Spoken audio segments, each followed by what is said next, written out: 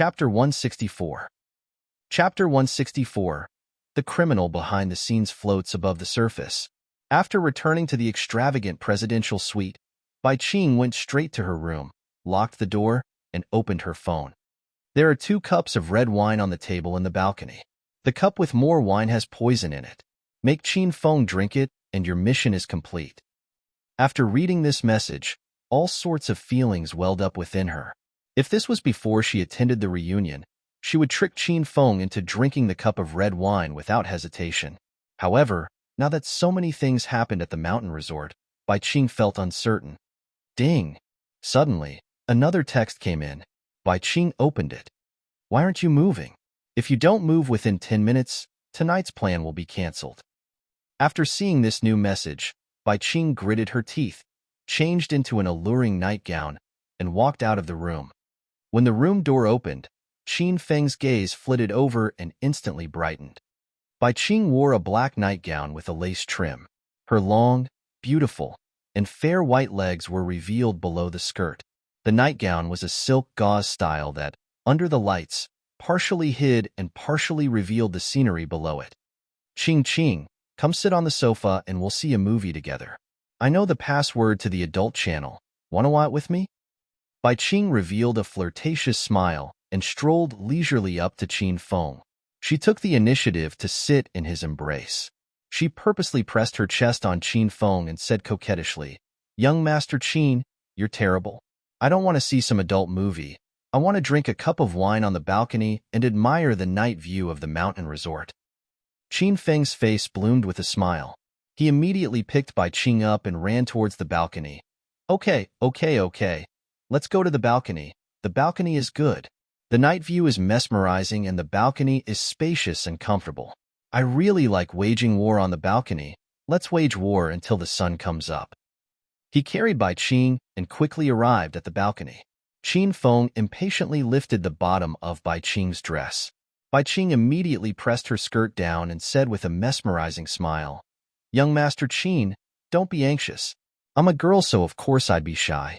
Why don't we drink 2 cups of wine? When I'm drunk, you can do whatever you want." Okay. Let's drink. I'll get some white spirits and we can drink straight from the bottle. Qin Feng couldn't wait and was about to go downstairs to get some white spirits. Bai Qing hugged Qin Feng and snuggled in his embrace. She said flirtatiously, "Young Master Qin, you're terrible. I'm a weak girl. How could you use white spirits to get me drunk? There's still some red wine that we didn't finish earlier. Let's drink 2 cups of it." Okay. Let's drink red wine. No matter what Bai Qing said, Qin Feng's mouth was only filled with words of consent. His eyes were glued onto Bai Qing's shirt collar and had not shifted in the slightest. When she saw Qin Feng's vulgar look, Bai Qing smiled charmingly, but was extremely disgusted internally. To think that she hesitated about harming Qin Feng earlier. Now, that sliver of apprehension was completely eliminated. "Young Master Qin, let's make a toast." Bai Qing held up 2 wine glasses. She compared the 2 under the moonlight and extended the one that clearly had more to Qin Feng. Okay, cheers. Qin Feng took the glass of wine and tilted his head back to drink it. Bai Qing's palms filled with cold sweat. Her heart thumped rapidly as she stared at Qin Feng and the cup in his hand. Wait. Suddenly, Qin Feng stopped. The hand holding the wine glass paused mid-lift, and he looked at Bai Qing with seriousness. Bai Qing jumped in shock. She stopped breathing and looked at Qin Feng's serious expression and was struck with incomparable fear. "Why, young Master Qin? What's wrong?" Bai Qing pretended to be calm with all her might because there was no way Qin Feng could have discovered her plan. Qing, we've agreed that after drinking this cup of wine, we're going to do some even more intimate things. You can't go back on your word. Qin Feng's expression changed, revealing a perverted expression. He smiled and said this with his gaze fixed on Bai Qing's towering chest. "Young Master Qin, I know. Here, cheers." Bai Qing released the breath she was holding. She didn't wait for Qin Feng to drink first and threw her head back to down her glass in one gulp and calm her nerves. After downing the red wine, Bai Qing looked at Qin Feng and the wine glass in his hand again, only to find that he already drank all the wine inside. At this time, A multitude of emotions welled up within her. Her current mood couldn't be described in words. Ever since she had her first night snayed by Qin Feng 5 years ago, she began to hold a grudge against him. It had already been 5 years of this hatred. It's very hard to love a person for 5 years, and it's even harder to hate a person for 5 years. Bai Qing didn't know how she did it. Just for hatred, she spent 5 years planning, arranging, and waiting patiently for the opportunity to take revenge. During these 5 years, she saw how dissolute and unruly Qin Feng was with her own eyes. He continuously brought different beautiful women into rooms of the royal hotel. She waited as this enemy of hers appeared before her every night, and he even took liberties with her without scruple. She saw him as enemy number one, while he didn't even know who she was. Even Bai Qing thought it was laughable. The laughable person wasn't Qin Feng, it was herself. Who knew how many times she wanted to give up in the middle of it? Countless thoughts of suicide arose in her mind. She was too tired. Every day, right from when she opened her eyes, she lived in a world of revenge. When she closed her eyes at night, she even had to get scared awake by a nightmare. Even until the end, revenge was the driving force of her existence and became her source of energy. It was like an unachieved dream that one had to constantly vie for to achieve. Now, the dream Bai Qing struggled for finally came into fruition. Her heart stopped. Drops of pure and sparkling tears slipped down her cheeks. She realized that she did the wrong thing. She had done the wrong thing right from the beginning. Now, her revenge was realized, and she watched Qin Feng slowly disappear from this world before her eyes. However, she didn't feel a sliver of excitement. She felt disappointment and even despair. She lost her source of energy and lost her dream. Qin Feng, goodbye. Goodbye forever, Bai Qing said to herself. It was like she was saying a final farewell to someone extremely familiar, yet also a complete stranger. Ha ha ha, Qing Qing, I finished drinking this whole bottle of red wine. Now it's time to play. After the cup of wine was ingested, Qin Feng directly pounced at Bai Qing's body. Bai Qing didn't resist. She allowed her tears to trickle down silently, allowed Qin Feng to tear her clothes without restraint, allowed him to reach into her clothes to caress her body and then kiss her neck, chest, stomach, thigh. Slowly, Qin Feng's strength lessened. He stopped and lay on Bai Qing's thigh. Her tears fell on his cheek, and she lightly pet the man in her embrace, the man who took over her body, who knew if she was deeply hurt or in extreme despair. Bai Qing also felt a wave of exhaustion. She slowly shut her eyes and fell over. 1 second, 2 seconds, a minute later. 3 black shadows leapt out of the dark night. Of the 3, 2 of them wore nocturnal clothing and pulled a man in casual clothing. They climbed up from the balcony on the floor below. The 2 men in black got onto the balcony and stood on both sides of it. They vigilantly paid attention to the surrounding movements. The man wearing casual clothing had a tall and straight figure. A light, playful smile hung upon his handsome face as he slowly walked up to Qin Feng. When he saw Qin Feng unconscious on the ground, the man couldn't help but burst into laughter. Ha ha ha, Qin Feng, serves you right. Fucking serves you right. Your elder has long predicted that if you're dissolute and unruly all day, you die on a woman's stomach sooner or later. Seems that my prophecy has come true. I should just become a prophet. When he saw that Qin Feng was dead, the man was extremely happy. He neglected the image he usually cared about so much and laughed maniacally. What number 1 hedonistic young master of Acropolis? What number 1 power of Acropolis City's Qin family? That was all fucking nonsense. You, Qin Feng, are also human, and a normal human like all other humans. You really thought of yourself as a son of heaven. Tui, are you good enough for it? I really don't know why Prince Wen would care so much about you that he gathered so many forces to join together and deal with you. It's clearly overkill. Now, hasn't he been directly taken care of by me alone? Ha ha ha. If Qin Feng was still awake, he'd know who this man was just by hearing his voice. He and Qin Feng were both considered part of Acropolis University's 4 young masters. He was young Master Hua. He was Hua Ming, who Qin Feng slapped noisily in the face when he was still attending Acropolis University. At this time, Hua Ming was in a deranged state. When he saw that Qin Feng ended up dying in a woman's arms, the hate he harbored silently in his heart was finally avenged. He thought about how Qin Feng stole Zhao Lingxian, how he won the Chinese art contest in front of the whole class, and how he slapped him in front of everyone. These humiliating scenes floated up piece by piece, but Hua Ming was no longer angry. It would be silly to be mad at a dead man. Under the moonlight, Hua Ming silently stepped towards Qin Feng. He held a dagger that flashed with wintry light. After arriving beside Qin Feng, he clasped the dagger tightly and stabbed towards Qin Feng's heart. He wanted Qin Feng to die completely, to die until he could not die anymore. Qin Feng, I hope you reincarnate into a domestic animal in your next life, haha. You've done such horrible things. You should go into reincarnation first to become a domestic animal. Hua Ming's dagger stabbed air. Qin Feng's cold laughter suddenly resounded in the night air. The sound was too cold. Hua Ming couldn't help but tremble at how eerie it was. His expression changed drastically and his eyes were filled with dread. He thought he saw a ghost. He saw the already dead Qin Feng suddenly rise up and fly above his head. Swish, swish. Qin Feng's figure stayed suspended in midair. Behind him was the boundless ocean and beach, and the moon was like a silver platter, forming a beautiful backdrop and making Qin Feng's face even more cold and resolute. The ocean breeze blew lightly at his soft hair, tousling it. The surge of the ocean waves served as the bugle announcing the arrival of a battle. At this time, he looked like a god of war or a knight-errant setting out in the night. He held two little flying knives in his hands, and a wintry light flashed and entered the center of the foreheads of the two men in black. They didn't even have time to react and fell to the ground. Chapter 165. Chapter 165. Hatred Resolved. Hua Ming was so shocked that his legs gave out and he sat on the ground. He looked at Qin Feng, who had landed on the ground and didn't dare to breathe. The two in black were bodyguards specifically sent by the Hua family to protect Hua Ming at school. They were capable fighters handpicked from the underground.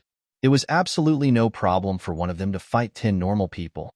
However, these two were like ants in Qin Feng's eyes. They didn't even have the opportunity to make a move when they were directly taken care of by Qin Feng. Hua Ming couldn't clearly see how Qin Feng had done it, or even what kind of murder weapon he used to kill the two bodyguards. Hua Ming, so the one prompting by Qing behind the scenes is you? At this time, Qin Feng saw Hua Ming. He was a bit surprised. Then the one that was behind Mada, who previously is also you, right? Qin Feng, how are you not dead? He looked nervously at Qin Feng. A good while later, Hua Ming slowly calmed down. Why would I die? Qin Feng smiled lightly. You used Bai Qing to poison my wine? Did you really think I wouldn't know? You really think I'm the useless wastrel that everyone thinks I am? Do you know how Acropolis City's Hao family was annihilated? Because Hao Yun thought like you, the Hao family is now non-existent. Stunning, despotic, powerful, fierce. Qin Feng's words made Hua Ming tremble from head to toe. He had just arrogantly mocked Qin Feng. He thought he had really killed him and contemptibly believed that Prince Wen made a mountain out of a molehill to have gathered so many forces against one Qin Feng. Now he understood. Qin Feng was indeed worth Prince Wen spending so much effort on. Qin Feng was a wolf in sheepskin. He used the preconceptions everyone had of him being an idler and useless trash to confuse his enemies. He never cared about the unfounded gossip and biting remarks, and they even became his secret weapon. He allowed his opponents to scorn and look down on him, while he was like a cheetah hiding in the dark, weighing his enemies act like clowns. Then, at the most opportune moment, he would suddenly ambush them so the opponent is caught unprepared, amazing the world with his brilliant feat. Hua Ming instantly understood a lot of things. He now knew how much of a disparity there was between him and Qin Feng. He thought of the recently annihilated Hao family. He thought about Yuan Xiang and the Yu family. He thought about how Prince Wen didn't personally take action but constantly looked for powers to join forces with. Because Hao Yun thought like you, the Hao family disappeared. Until the end, Qin Feng's words resounded through Hua Ming's head. He knew that he was about to die, and that the entire Hua family was about to be destroyed. He began to regret becoming Qin Feng's enemy. This was a man like the devil. Though he's just a person, he has the power to destroy an entire family. Qin Feng, bring it on. Since he was going to die, Huaming suddenly went crazy.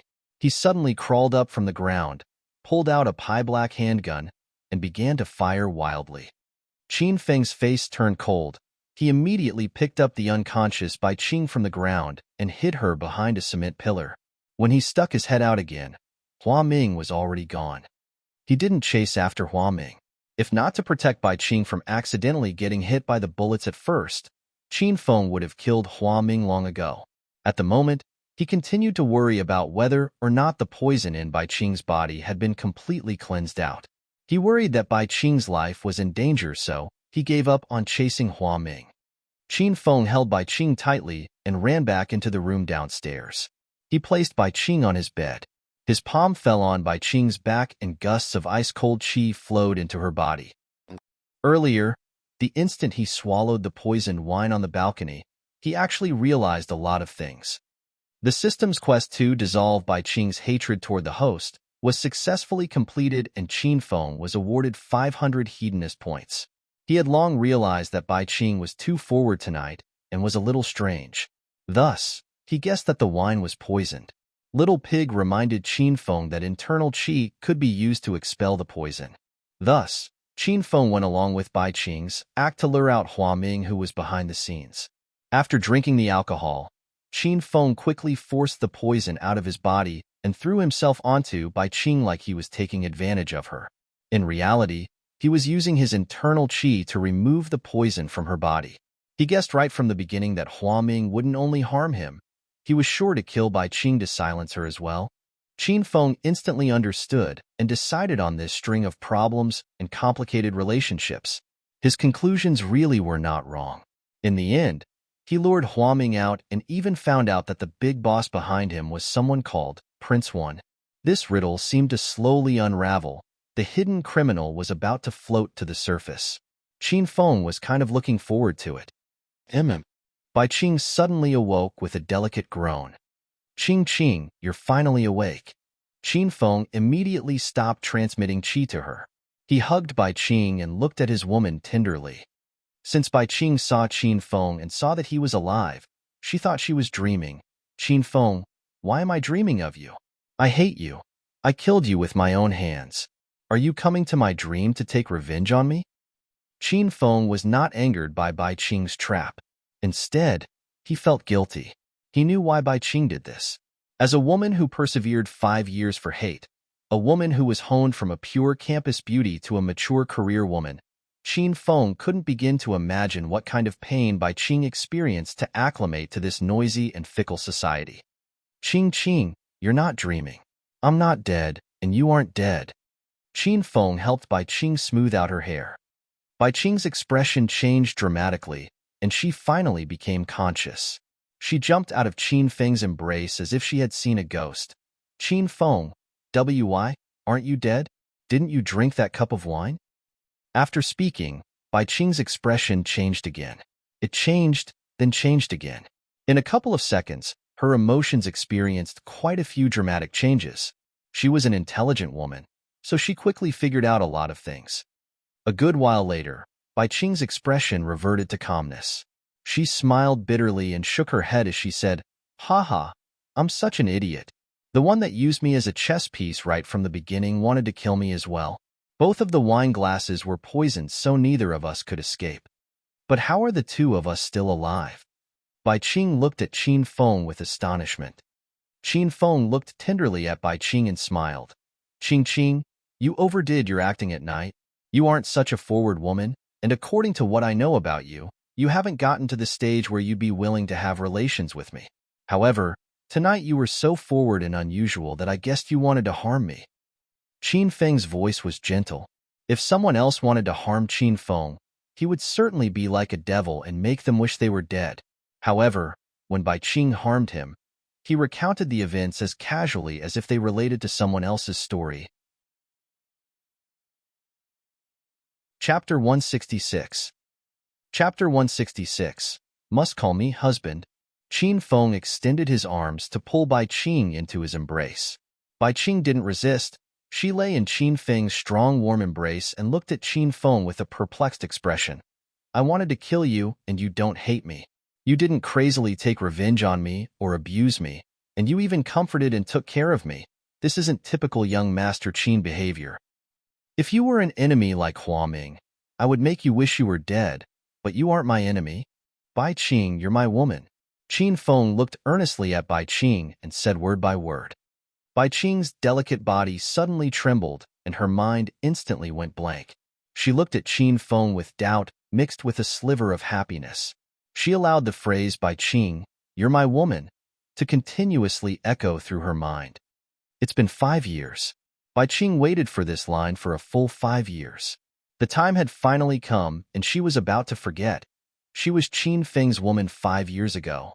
Various conflicting emotions suddenly flooded her heart, and the emotions she stifled for 5 years came bursting out. Bai Qing felt burning hot all over. She turned red from her face to her chest. She forgot about her hatred towards Qin Feng and all of her unhappiness. She just wanted to go completely crazy for once and set free the bit of youth she had left. This time, Bai Qing took the initiative to throw herself at Qin Feng. She tore off her own clothes and tore off Qin Feng's clothes. She stuck her bright, smooth, and jade-like body tightly against Qin Feng's and bit his ear. An alluring voice passed through the warm air. Qin Feng, have me? Qin Feng looked at Bai Qing's impressive curvy figure, her charming and elegant face, and her misty eyes. He hugged Bai Qing firmly and yelled despotically, Bai Qing, tonight you're all mine. In every day and night in the future, you, Bai Qing, will belong completely to me, Qin Feng. There were blue water and skies and a soft breeze. The early morning sunshine shone on the endless beach. The taste of happiness filled the air. Quite a few guests arrived at the beach long ago to admire the beautiful sun rising out of the ocean. A handsome man and a beautiful woman rode an old-style 28 bicycle and sped along the endless beach. The man rode the bicycle effortlessly, yet he sped along like a rocket. The woman's arms danced in the wind. She held a red silk scarf, let go of it, and the scarf flew willfully in the wind. It was like their youth, brash and headstrong, free and unconstrained, and once it left, it couldn't come back. Young Master Qin, can you go faster? Bai Qing smiled and her eyes turned into crescent moons. She hadn't been this happy in a really long time. After she completely put down the burden of her hatred, even the air became fresher. A light smile hung on Qin Feng's face. He patted Bai Qing's bouncy and raised behind. Call me husband. Don't tell me your husband wasn't fast enough last night? I originally could have gone faster, but you begged for mercy. You said you were going to die, and you soon couldn't take it anymore, so I felt bad and didn't burst out and use all of my power. Qin Feng raised his head arrogantly when he spoke. A blush immediately spread over Bai Qing's fair and charming face. When the wild image of last night came to mind, she was so embarrassed that she wanted to find a hole and hide in it. Young Ma, husband, I said to ride faster, Bai Qing said in a small voice. Then be prepared to scream wildly. After Qin Feng finished speaking, the bicycle began to speed up continuously like there was no limit or end. It kept going faster and faster. At this time, the bicycle's speed completely surpassed that of various race cars. It was Bai Qing's first time experiencing a bicycle going so quickly. She felt as though she and Qin Feng were going to fly soon. The ocean breeze became more reckless and blew so strongly at Bai Qing that she almost couldn't breathe. However, she really enjoyed this exciting speed and the feeling of forgetting everything else. A sweet-sounding dolphin sound rang through the beach the whole early morning. When the two returned to the hotel, Bai Qing felt as though she was going to collapse with exhaustion. Last night, Qin Feng took her for a whole night, and this morning, she screamed with excitement for the whole morning. Thus, her strength was depleted. The two sat in the restaurant eating a luxurious breakfast. When looking at the scenery outside the window, this strange feeling made Bai Qing feel as though she were dreaming. Young Master Qin. Halfway through eating breakfast, Uncle Fu suddenly arrived beside Qin Feng. Qin Feng's expression shifted and became slightly serious. He looked at Uncle Fu and said, Uncle Fu, how is the Fong family now? Qin Feng called over Uncle Fu specifically to take Bai Qing back. He wanted to go to Devil Beast Mountain in a bit to see the root of the spiritual qi. But danger lurked on every side of it, and Qin Feng didn't want to endanger Bai Qing. As for the matters regarding Fang Jiming and Hua Ming, Qin Feng handed them over to Uncle Fu last night. Young Master Qin, last night Chairman Qin announced that he would suppress the Fong family's business development in Acropolis. A lot of big customers and companies working with the Fong family have already initiated rejections to them. Also, a couple of banks have begun to stop working with them and are urging the Fong family to repay the large debts they owe. Uncle Fu's expression was as calm as if he were talking about insignificant matters. Now the Fong company is in utter chaos and they're beginning massive layoffs. The outstanding employees have already been snayed by the royal group. The Fong family is already completely spent and won't last another blow. After hearing Uncle Fu's account, Qin Feng's expression didn't change either. He looked like he was listening to matters unrelated to him. Bai Qing looked shocked and once again deeply experienced the true power of the Qin family.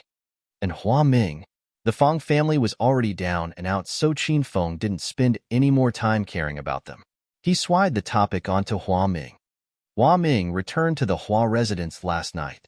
According to the news from Sky City, the Hua family is already strengthening its defenses and displayed all of its forces to guard against an attack from the Qin family. As one of the 5 prominent families of Sky City, their strength is quite solid. Plus, their location in Sky City is unfavorable to us. If we fought with the Hua family, it would be a tough battle and would be disadvantageous to the Qin family's current situation. Uncle Fu always talked about matters from the most objective angle. He would not intentionally stray from the truth to kiss Qin Feng's ass. Qin Feng nodded after hearing this. He was silent for a while and then said, "Uncle Fu, you and Father don't need to worry about the Hua family. I'll take care of it myself. Right now, bring Qing Qing home." After speaking, Qin Feng looked passionately at Bai Qing. "Qing Qing, go back with Uncle Fu first. I still have some important matters to attend to. After I've finished, I'll look for you once I get back." Uncle Fu brought Bai Qing away from the mountain resort. Qin Feng sat before the French windows and waited the commercial bins disappear out of his sight before he walked out of the resort hotel. It was already past 11 in the morning. There were more and more people that want to play on the beach, and quite a few people appeared in the water to ride boats and surf. Qin Feng rented a boat, specifically prepared 3 tanks of fuel, and headed towards Devil Beast Mountain. Because a lot of people were playing on boats on the ocean, the sudden appearance of Qin Feng's boat didn't elicit any attention from other people. He first circled the water once aimlessly, and when no one was looking, he quickly headed towards deeper waters. Chapter 167. Chapter 167. The Beast and the Fairy. This time, Qin Feng didn't feel Black Turtle's presence in the deeper waters. It seemed that this brat went to even deeper waters of the ocean. Yesterday, he saw Black Turtle's ability, so he wasn't worried. He believed that with the cooperation of the sea turtle and the mini-banded Krite, they wouldn't be afraid even if they met a shark. Unless they met over 10 sharks that surrounded and attacked him, then Black Turtle's life might be in danger. But Black Turtle isn't that foolish. If it saw that it couldn't win, wouldn't it run away? Qin Feng experienced sea turtle's swimming speed, and if it needed to run away, that brat was like a little submarine. Qin Feng brought an adequate amount of fuel, so he only cared about driving the boat at its maximum speed. He weighed the distant and remote Devil Beast Mountain, come closer and closer until it was within reach. He stopped the boat by the shore, secured it with a rope, and stepped onto this personless island. Devil Beast Mountain was an island with a lush forest and no people, but wild beasts ran rampant. Every time night came around, the howling of wild beasts drifted out of the eerie small island. By the time Qin Feng arrived at Devil Beast Mountain, it was already noon. At the blue-skied and blue-watered mountain resort, this was the time when the scorching sun beat down on one's head. However, Qin Feng had just arrived into the dense forest, so he only felt the cold forest air. The dense and towering leaves and branches blocked most of the burning sun, so only specks of light shined in. Qin Feng thought to himself that this was an absolutely superb place to shoot a horror movie. He took small and fragmented steps through the forest while conversing with Little Pig. Since Little Pig is considered a battle pet, he was extremely familiar with spiritual chi, and he was a guide that was very good at finding spiritual chi. Under Little Pig's direction, Qin Feng walked further and further. He already arrived at the middle of the outer layer of Devil Beast Mountain. There was a chill all around, and it became colder and colder. One could even see unmelted snow on some branches. "Master, the spirit plant is just nearby," Little Pig suddenly reminded him. Qin Feng halted in his steps and began to examine the area around him. At this point, Qin Feng was a genius martial cultivator adept in both internal and external skills. He already cultivated up to stage 1 of the internal techniques. He couldn't detect spiritual chi too far away, but he could detect spiritual chi exuded nearby. Now, he didn't need Little Pig's pointers. Qin Feng could also feel a dense spiritual chi exuding not too far away to the left. He shifted his gaze to the area with spiritual chi and quickly discovered a flower redder than a rose. However, Qin Feng had never seen a flower of its shape. It was the shape of a morning glory and as large as a grown man's palm when in full bloom. "Little Pig, is it this spirit plant?" Qin Feng already stepped quickly up to the plant. He squatted and examined it closely. Examining it closely, the spiritual chi coming out of the plant was extremely thick. Qin Feng couldn't help but reach out to uproot it.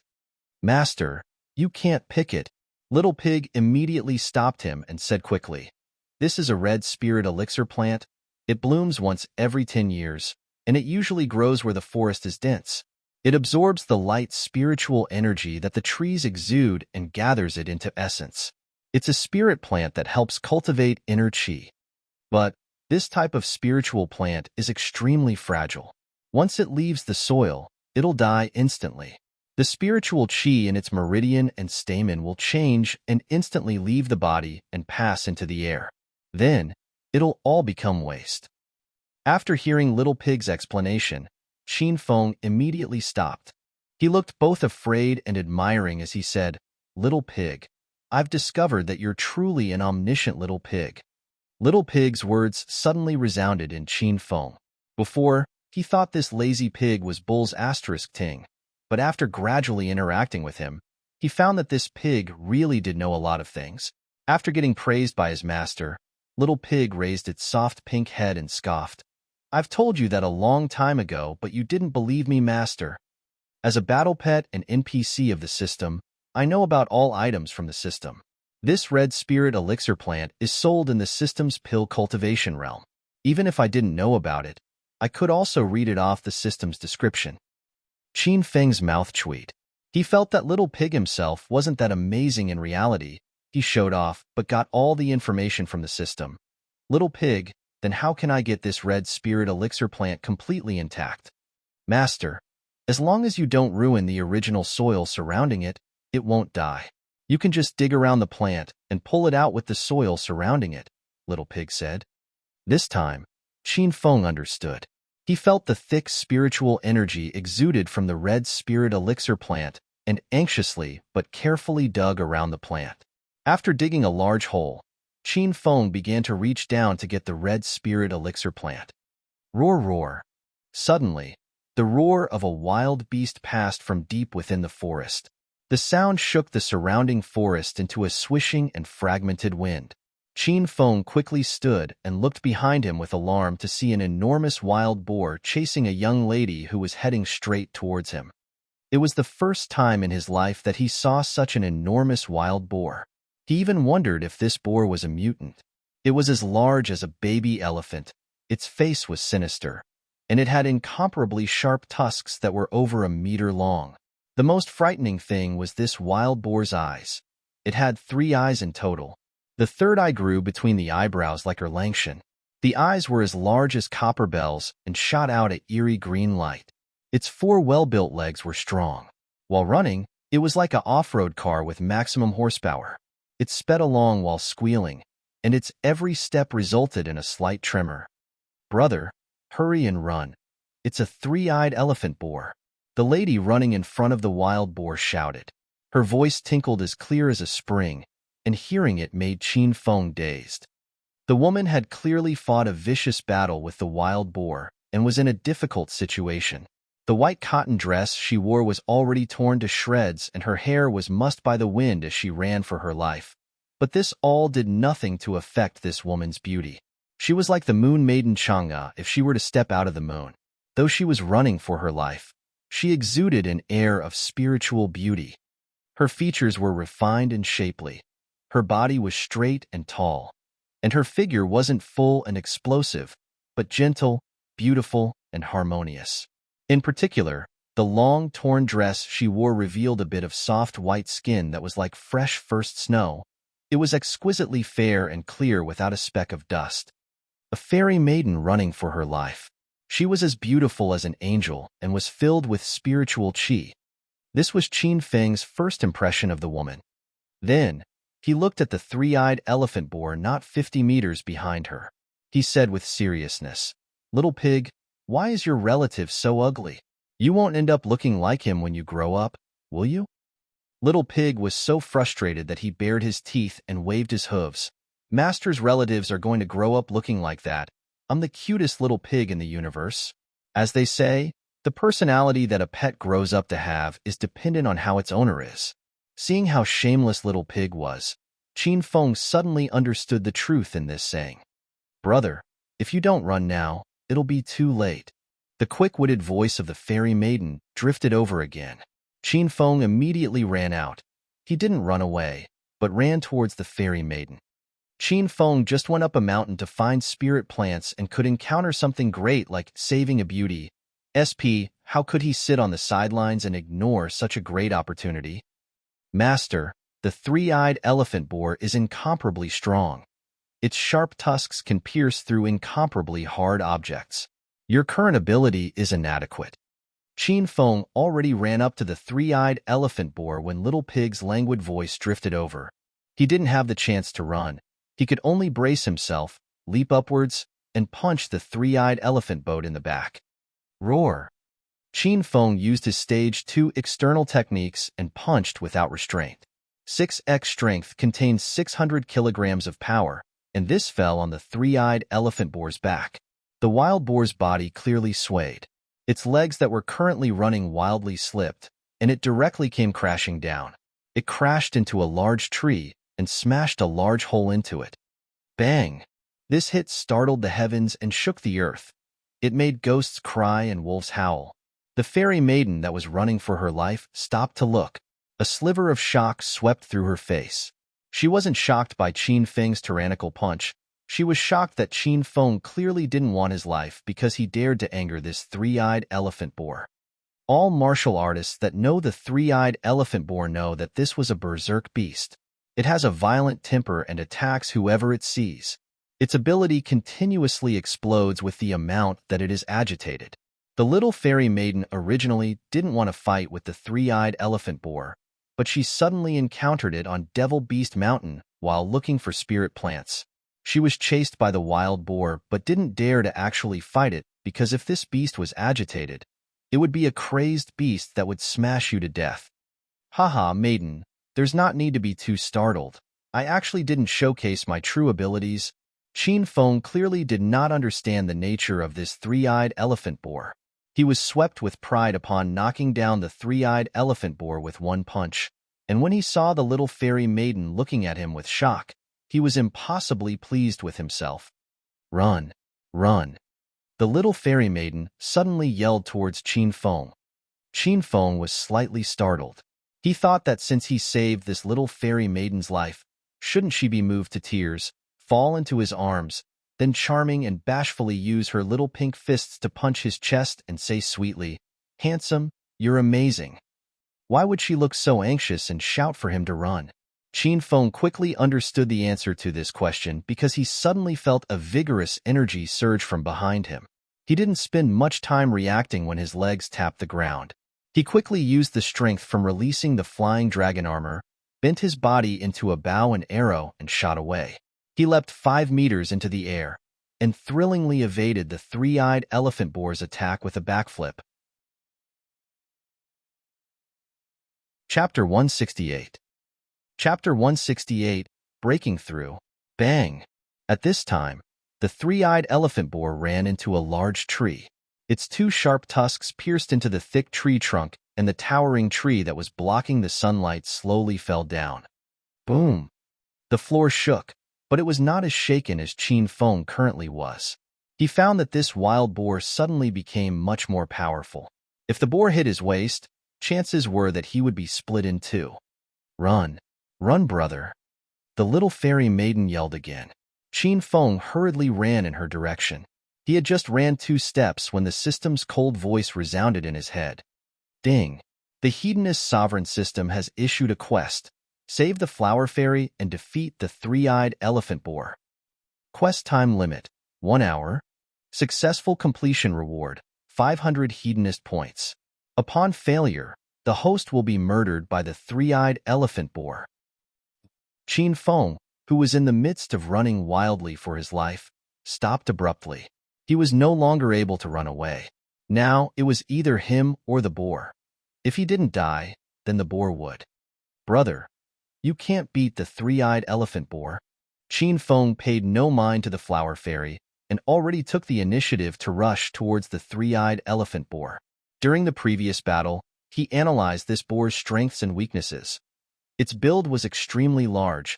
It was much stronger than Qin Feng, and its skin was so thick that even if Qin Feng used 600 kilograms of strength, he would still have no way of really hurting this wild boar. But the boar's weakness was also its size because it wasn't nimble enough. Qin Feng would think of a way to use his agility to defeat the wild boar. Whoosh! Once again, Qin Feng rose into the air with a light tap of his feet. His body was nimble and strong. With a leap, he arrived onto the three-eyed elephant boar's back and began to pound at its neck with punches like rain. This wild boar's skin was thick indeed. It was as rough as tree bark. After tens of punches, Qin Feng's knuckles were skinned and filled with blood. Boom boom. After getting hit by Qin Feng's tens of fists, the boar went berserk. It stood in place and thrashed his head and tail with all its might in an attempt to fling Qin Feng off of him. The shaking was extremely strong. If Qin Feng didn't have a death grip on the three-eyed elephant boar's 2 large ears, he would have been thrown off right from the get-go. However, Qin Feng didn't have the ability to attack the wild boar this way. Of course, he couldn't use his head to hit or his teeth to bite the wild boar. Flower fairy, hurry and beat this wild boar to death. Qin Feng called to the flower fairy who stood nearby. The flower fairy hesitated. Suddenly, her feet lightly tapped the ground and she rose into the air. Her long white dress danced in the wind, making her look like a fairy that had come down to the mortal world. The flower fairy arrived 5 meters away from the three-eyed elephant boar and stopped. She suddenly cast colorful flowers out of her long sleeve. She bestowed life into the flowers and looked as though they were slowly and delicately drifting in the air. However, the instant they fell on the three-eyed elephant boar's body, an enormous strength exploded out of them. The strength was phenomenal, and Qin Feng, who sat on the three-eyed elephant boar's back, felt this strength firsthand. He felt the wild boar's entire body tremble after getting hit by the flowers, and the tremors were even stronger than the wild boar's thrashing. The flowers flew continuously out of the sleeves of the flower fairy's long dress and drifted in the wind like jolly dancers. But no matter how different their paths were, they all landed accurately on the middle eye of the three-eyed elephant boar. These flowers concealed a powerful inner strength. They hit the wild boar, making it increasingly irritated. The whole forest was filled with its cries. She was beautiful and the flowers were fragrant. She pulled out the flowers casually. She had a serene demeanor and danced lightly and gracefully in the middle of the circling flowers. Her tall and slender body was flexible, delicate, and skillful. She danced with an elegant rhythm. She didn't seem to be fighting a fierce battle, and instead appeared to be a quiet and aloof dancer. But her attacks were hidden, making one die under the scent of the fragrant flowers while caught unaware. Qin Feng waited, entranced. Good thing this talented and valiant fairy maiden wasn't an enemy. Which man would have the heart to attack her? Ayo. The flurry of attacks caused a considerable amount of damage on the three-eyed elephant boar, causing it to fall completely into a crazed state. Its eyes were previously a glowing moss green, but now became blood red. It suddenly rushed out towards the flower fairy, leapt 3 meters into the air, and slashed its sharp tusks through the air. The flower maiden had no time to dodge and was directly sent flying by the hit. Plop! She fell to the ground with blood spraying violently out of her mouth. The flower fairy held in her pain and looked at Qin Feng with a sliver of anxiousness. Brother, even if we joined hands, we still wouldn't be able to win against the three-eyed elephant boar. I can't hang on for much longer. Hurry and run away. Qin Feng was enraged. He was thoroughly angered to see the three-eyed elephant boar ruthlessly strike the beautiful flower fairy into the air.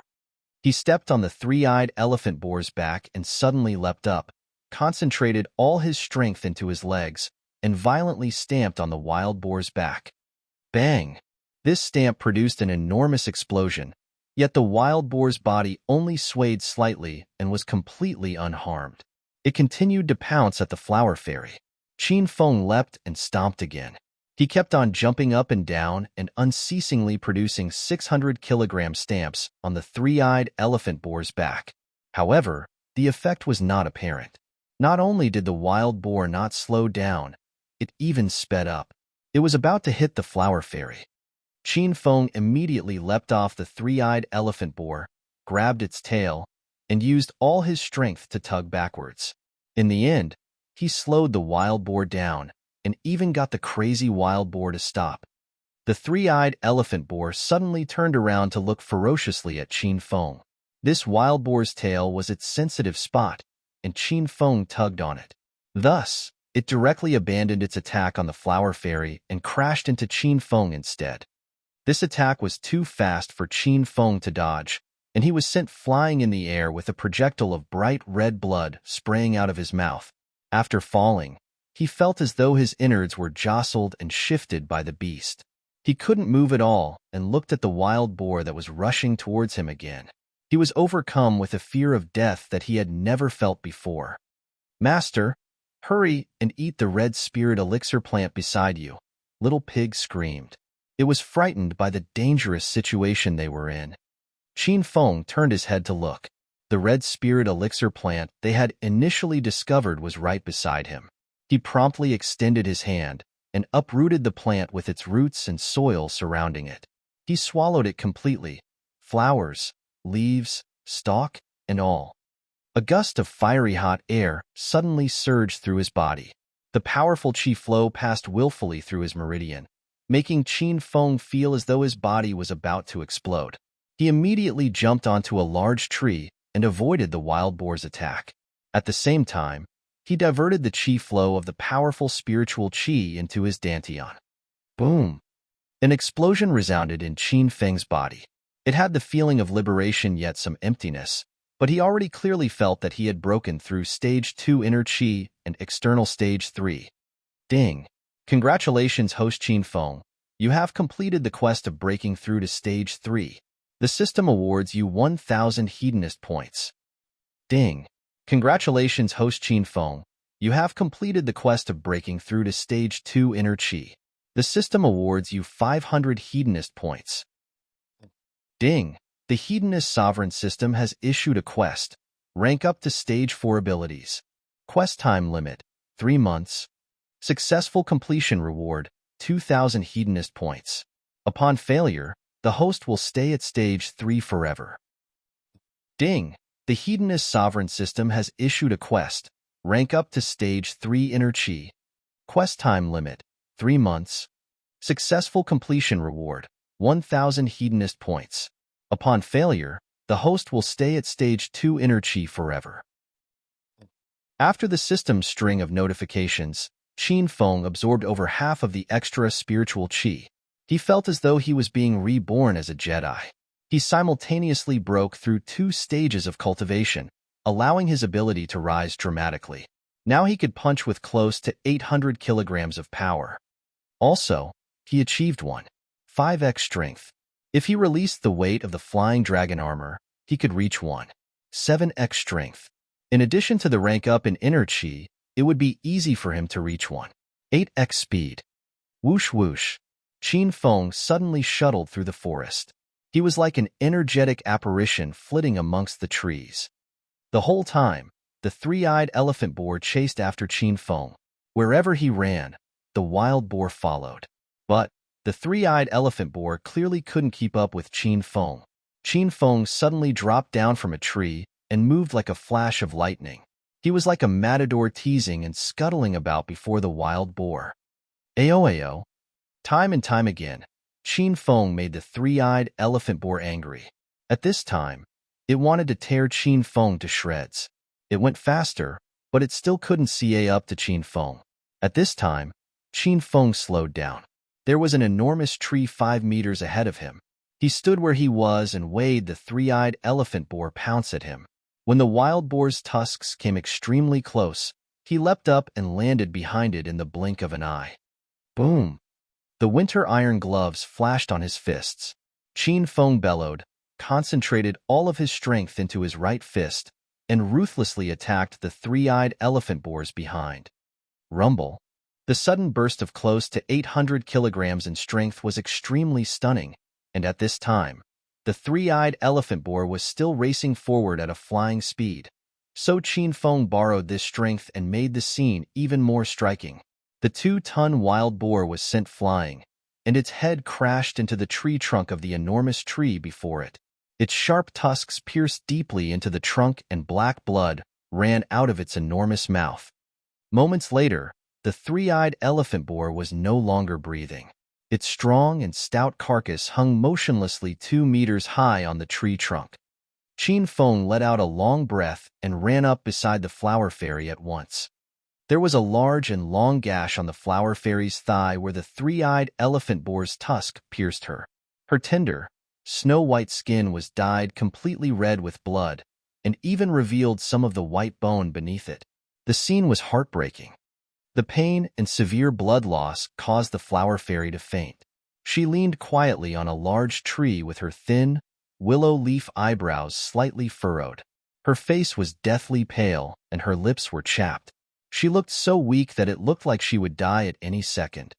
After quickly examining the flower fairy's condition, Qin Feng immediately and slowly tore the part of her dress that was drenched in blood and stuck to her thigh to reveal the startling wound. He bought 2 bottles of elementary gold sore medicine and carefully began to apply it onto her wound. The gash was too long. It ran up into the inner part of her thigh. Qin Feng continued to tear the dress and unconsciously tore up to the part between the flower fairy's thighs. Chapter 169. Chapter 169, Kissing for an Eternity. Fuck. Qin Feng suddenly yelped in shock when he saw the beautiful scenery under the flower fairy. He wasn't shocked because he saw underwear dyed red by blood, but was shocked to see that colorful petals blocked the bottom. Qin Feng had just been wondering in astonishment where the flower fairy got all of those petals, and now he understood. In order to confirm his guess, Qin Feng tore the top of the flower fairy's dress that covered her chest with a look of propriety to reveal a smooth, round, and delicate chest. Her chest was wrapped in colorful petals as well. This fairy-like woman used petals to cover her private parts. After discovering the flower fairy's secret, Qin Feng quickly calmed himself down and began to apply gold sore medicine on her terrifying wound. Little pig, this wound is so deep. Will the gold sore medicine help her heal completely? Will there be a scar? He lightly caressed the skin on the flower fairy's exquisitely smooth and soft thigh. Qin Feng couldn't bear for such perfect legs to be scarred. Nope. Little pig said, the three-eyed elephant boar's tusks don't have poison, so the wound won't get infected even after the gold sore medicine is applied. The wound just has to heal carefully and it'll be fine. But the flower fairy lost too much blood and the three-eyed elephant boar's attack threw the qi in her body into disorder, so it's not enough to just heal her skin and flesh. If this continues, she'll die soon, Little Pig added. Then how can I save her? Qin Feng instantly became agitated. He didn't only have a good opinion of the flower fairy, he also had a quest relating to her. The system's quest is to both save the flower fairy and defeat the three-eyed elephant boar. If the flower fairy died, then he'd fail the quest for certain. The flower fairy must organize the disordered qi in her body to preserve her life. But she's now unconscious and can't wake up on her own. She needs Master to wake her up. How can I wake up the flower fairy? Qin Feng asked. Little Pig suddenly smiled evilly. Master, I have to tell you something else. The red spirit elixir plant is the main ingredient in concocting the red elixir pill, and the red elixir pill is a great medicine used to upgrade the abilities of inner qi cultivators. If you eat this plant directly, the large amount of spiritual qi in it cannot be fully absorbed, so the qi falls into a raging state. If it breaks out, the user's body will explode and they will die. Death by bodily explosion. After hearing these words, Qin Feng wanted to squeeze Little Pig to death. And you still told me to swallow it whole? Little Piglet, did you want to rebel and murder your master? Little Pig said with disdain, Master, we were in a dire situation at first. If you didn't eat the red spirit elixir plant, would you be alive now? Plus, Master doesn't have that much of the explosive spiritual qi in your body, so you just need to release it. It just so happens that the flower fairy needs this spiritual qi to recover and awaken, so Master can give it to her. Other cultivators long to have extra spiritual qi in their bodies to break through. Qin Feng, on the other hand, encountered a situation where there was so much spiritual qi that it was going to burst his body. Just thinking about it was intoxicating. Master, the spiritual qi in your body is stored in the blood in your veins. You can just have the flower fairy drink some of your blood, Little Pig mentioned. Seeing the flower fairy's increasingly pale face, Qin Feng didn't hesitate anymore. He cut a small gash on his wrist and fresh blood, carrying hot qi dripped down his arm, falling onto the flower fairy's lips. Slowly, the flower fairy opened her mouth and began to use her tongue to ingest Qin Feng's blood. She began to recover the strong qi in her body, and her face slowly became rosy. 10 minutes later, she once again became that lively and moving flower fairy. What are you doing? The flower fairy suddenly opened her black eyes that were as clear as mirrors. She looked at Qin Feng in shock. You fed me your blood? This blood has a large amount of spiritual qi. In an instant, the flower fairy understood. She was expressionless the whole time, but her face was now filled with shock and doubt. Why did you do that? Do you not need to cultivate anymore? The flower fairy asked a good number of questions at once, and Qin Feng didn't know which to answer. His gaze fell on the flower fairy's bright red lips that were filled with his blood. Qin Feng couldn't help but want to lick them. Ding! Congratulations, host Qin Feng, for completing the quest of saving the flower fairy and killing the three-eyed elephant boar. The system awards you 500 hedonist points. The system announcement resounded. Are you all right? Qin Feng asked while looking at the flower fairy. The flower fairy looked at Qin Feng with gratitude. My life is no longer in danger. Thank you for saving me. Those are all small matters. You don't have to worry about it, beautiful. Qin Feng grandly waved his hand. Then, he looked seriously at the flower fairy. I actually have to continue cultivating. If your body is okay, then the blood on your lips, I have to take it back. The flower fairy was extremely moved that Qin Feng was able to release the spiritual qi in his body to save her life, so she did not put up her guard against him. She said pleasantly, Of course, but how are you going to take back the blood on my lips? This question stumped the flower fairy, but it was not a problem to Qin Feng because he was already in the process of using his actions to show the flower fairy his method. A pair of strong arms suddenly pulled the flower fairy into its embrace. The flower fairy's flowery face paled in shock, but she didn't resist because she then felt Qin Feng's lips press tightly onto her own. She was so shocked that she forgot to breathe or struggle.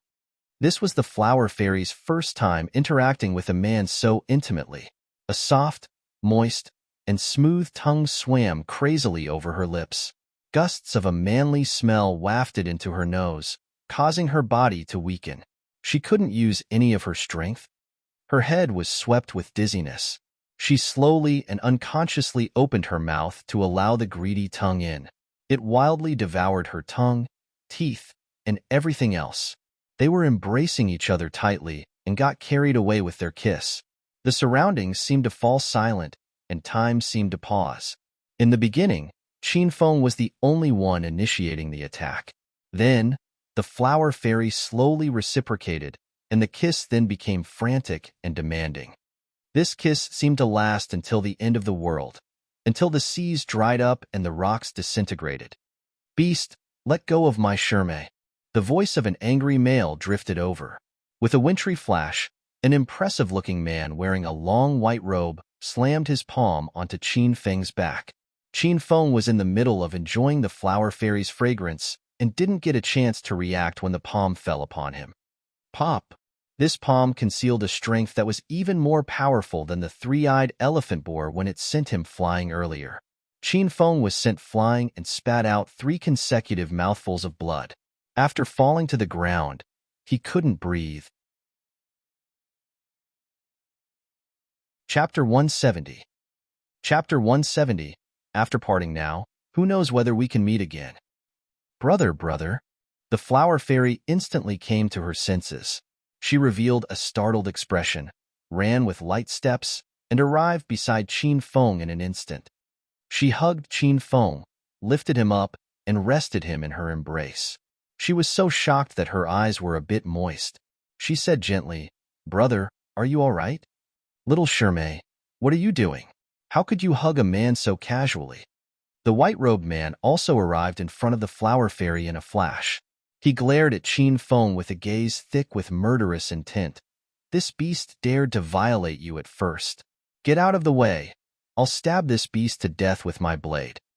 As he spoke, the man pulled out a long sword from the sleeve of his long robe. The sword's silver glint stabbed towards Qin Feng. The flower fairy immediately held her arms open and blocked Qin Feng from him. She said anxiously, "Elder Shixiong, he's not a beast.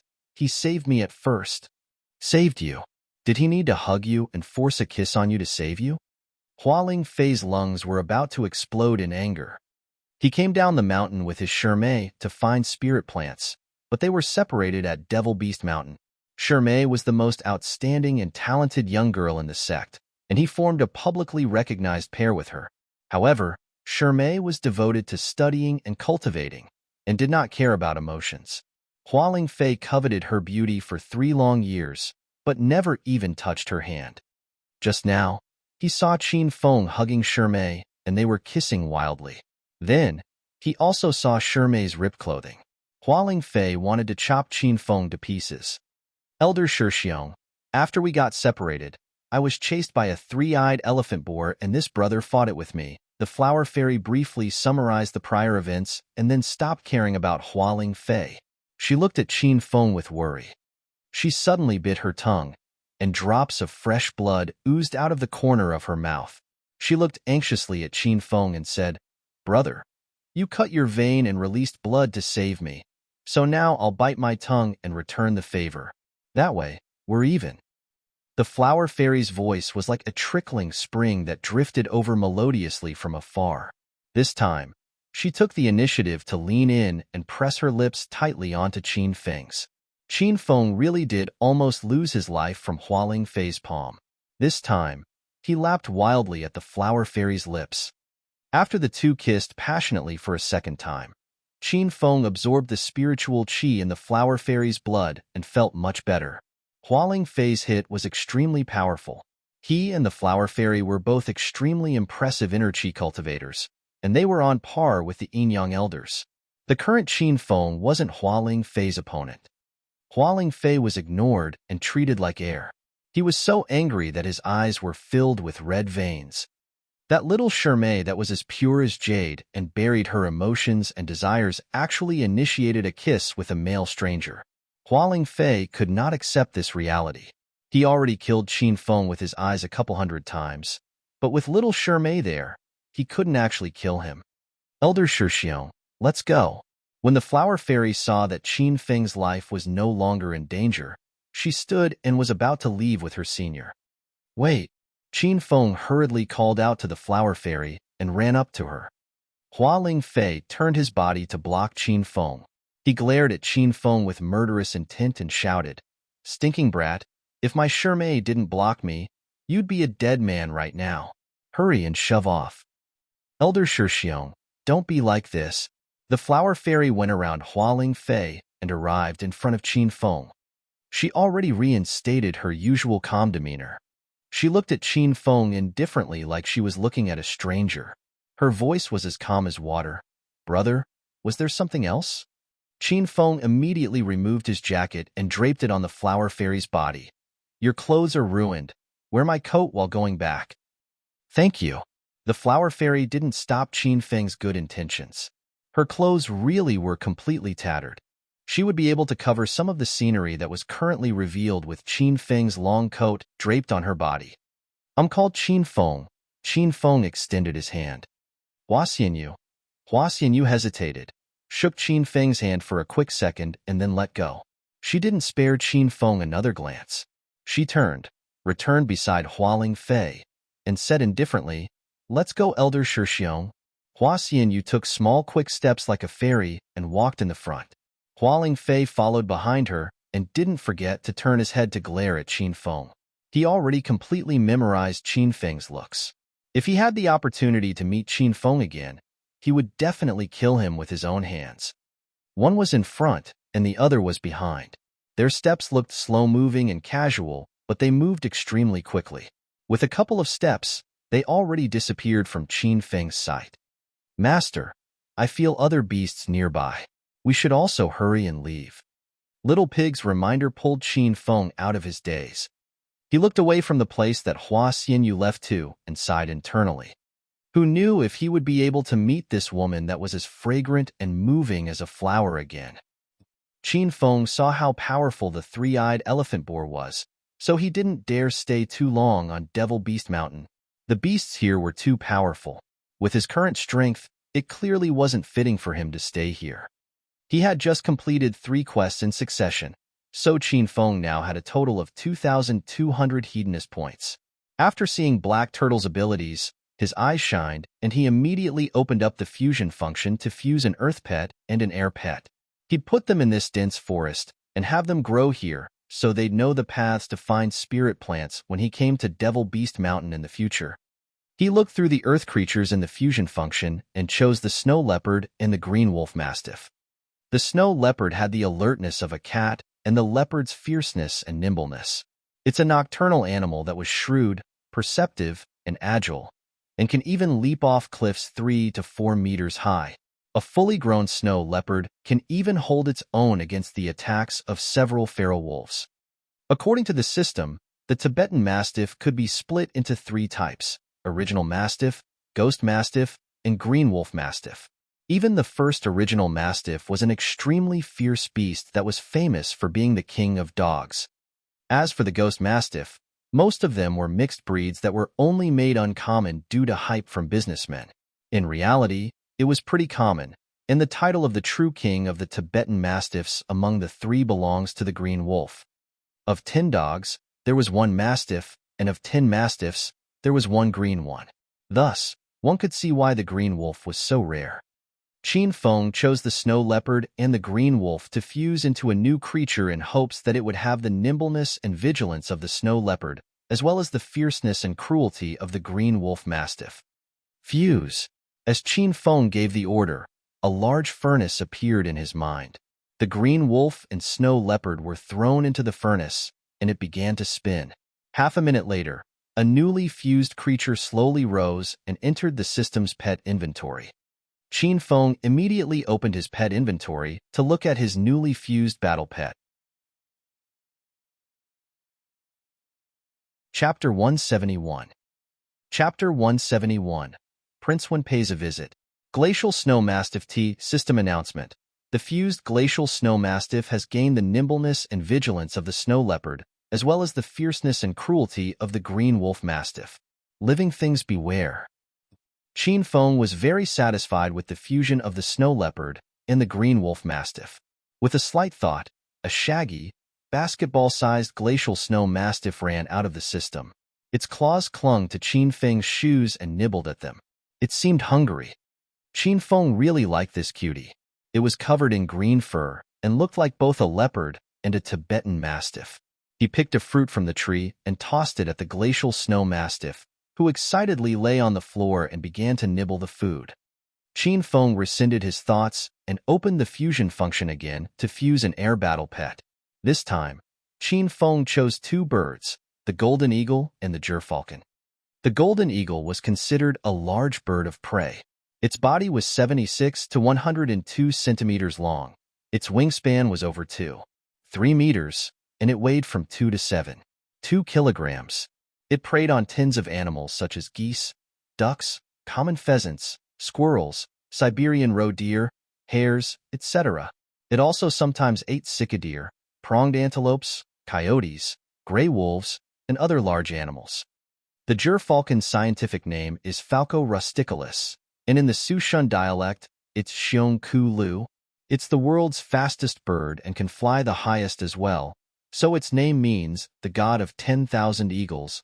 Legend has it that there was only one gerfalcon in every 10,000 godly eagles. It was not merely a creature that existed in real life. It was worshipped like a totem similar to the Han ethnic group's phoenix. It was also potentially a bird species that was long extinct. According to the records in the classic of Mountain and Sea, it could be the ninth phoenix in the desolate Sichuan territory in the ancient Northeast. In later generations, the gerfalcon's prominence shrank due to its secularization. According to the records in the bird section of the Compendium of Medical Herbs, when carving liao dong, the most handsome is the gerfalcon. It's classified as part of the falcon class and is one of the largest birds of prey. Fuse. Under Qin Feng's order, the system's furnace used to fuse pets began to spin again. Half a minute later, a newly fused creature slowly rose and entered the system's pet inventory. Qin Feng immediately opened his pet inventory to look at his newly fused air battle pet. Flaming Golden Eagle System Announcement. You have obtained the Flaming Golden Eagle with this fusion, along with the Golden Eagle's fierceness and the gerfalcon's maximum speed. Mortals beware. With a slight thought, a little eagle appeared, dancing happily in the air. It was completely white, had a tuft of hair on its head, and the feathers on the tips of the sharp wings and tail appeared gold. The golden feathers on its side moved with the wind like a burning flame, and its body was a spotless, snow white. It looked like a fire raging in the snow. Qin Feng called over his successfully fused glacial snow mastiff and flaming golden eagle and said to them with a gentle expression, "Snow mastiff, golden eagle, you two train well in this forest from here on out. No matter what happens, you have to stick together. Fight together and advance or retreat together, understood?" The snow mastiff jumped and licked Qin Feng in the face. The golden eagle flew around Qin Feng's head non-stop while lifting its head to whistle. These two spirit-type battle pets could both feel the atmosphere of a farewell and didn't want to leave Qin Feng. Qin Feng created these battle pets, so he was both their father and mother. Also, they had to leave their parents and wander alone in the real world, so Qin Feng didn't want to leave them either. If you don't experience winds and rain, how would you see a rainbow? Everyone has this moment and must face it. Acropolis City, Qin Residence Villa. 3 men sat in the lounge of the first floor. Qin Huang sat on the sofa while Qin Feng and another handsome man sitting tall and straight sat on both sides of him. This man and Qin Feng were of similar age, and he looked similar to Qin Feng. He was Qin Feng's Tangdi Qinyi from Jincheng City's Qin family. In Jincheng City, he was called Prince Wan. The atmosphere in the lounge was a bit cold and solemn. Once Qin Feng returned from the mountain resort, he received Qin Huang's call to hurry back to the Qin manor. Once he got back, he saw Qinyi sitting in his house. Qin Feng had just heard the name of the mastermind behind Hua Ming from Hua Ming's mouth, and it was someone known as Prince Wan. Qin Feng wasn't someone from Jincheng City, so he never heard of Jincheng City's Prince Wan. However, Qin Ye's nickname, Prince Wan, was as famous as young Master Qin's name in Acropolis City. If someone wanted to make inquiries about it, it was very easy to do so. Now that he knew his Tangdi Qinyi was Prince Wan, Qin Feng's expression turned cold. He considered various complicated problems, but couldn't understand why Jincheng City's third uncle's family would be the mastermind plotting to harm him and his father. "Tengu, eldest uncle, I haven't paid a visit to you in a long time. I hope you'll forgive me." Qinyi broke the cold and solemn atmosphere. He held a sandalwood fan, and every time he fanned it, a fragrant scent wafted everywhere. "Year, Coming to the Qin Manor in Acropolis is like coming to your own home. Your eldest uncle is usually busy with business and has no time to visit you, so I'm gratified that you've taken the initiative to visit. Qin Huang's face was filled with a cordial smile. No one could tell what he was currently thinking. Eldest uncle, I just came back from America, and once I landed, I heard that something happened in your family recently, so I immediately rushed over. I come as a representative for my father and older brother to see if there was anything we could help with. The fan in Qin Ye's hand was neither hurried nor slow, and the fan's fragrance permeated the entire house. Qin Feng, who was quiet the whole time, turned towards Qin Yi and said quickly and forcefully, Tang Di, you said you just came back from America? That's right, Tango. I was studying abroad in America. The foreign girls there are really beautiful. If you have time, you should go play, Tango. I'm sure it fits your taste. Qin Yi stopped there and awkwardly coughed twice. Then, he said with a laugh, it was because I was in America for a while. If I was in China and heard that something happened to eldest uncle's family, I would have rushed over to help a long time ago. Last night, Qin Feng discovered that the criminal behind Hua Ming was someone called Prince Wan. Today, Tang Di, who goes by the name Prince Wan, came through the door to visit. Qin Feng felt that this was a bit coincidental. However, after knowing that Qin Yi just returned from America, Qin Feng couldn't be certain that this was related to him, or if he had created the present conditions while in America. Haha, Year, eldest uncle appreciates your kindness, but nothing big happened here. Some small things happened earlier, but they've all been taken care of. Go back and tell your father not to worry. If something big really does happen, I'll ask for your help, Qin Huang said as he continued to smile. Of course, of course. Though we're in different cities in Yun province, we're all members of the Qin family in the provincial capital, and the same blood runs through our veins. We need to join hands and support one another. Qin Yi suddenly stood and looked at Qin Feng and Qin Huang with a smile. He was quiet for a moment, and then slowly began to speak. Tangu, eldest uncle, I know that a lot of things happened in the Qin Manor recently, and it seems as if people are joining forces against you. Once I heard this, I specifically sent people to secretly investigate, and I found that Sky City's Hua family is a bit suspicious. Recently, they keep monitoring the Qin Manor, and they're secretly contacting people in preparation of attacking the Qin Manor together. My father has a spy in the inner part of the Hua family, and based on these dependable reports, after the Hua family unites with these people, they plan to create rumors and cause inner strife in the Qin family so we get suspicious of one another, clash, and kill each other. After saying this, Qin Yi suddenly burst into laughter. Haha, Tango, eldest uncle, isn't it funny? Our Qin family has been united the whole time and we coexist harmoniously. How could we be affected by some words from outsiders? Father was extremely angry when he found out about the Hua family's conduct. He's already used all of the power of Jincheng City's Qin family to suppress the Hua family. I trust that not long later, the Hua family will be wiped off the face of the planet.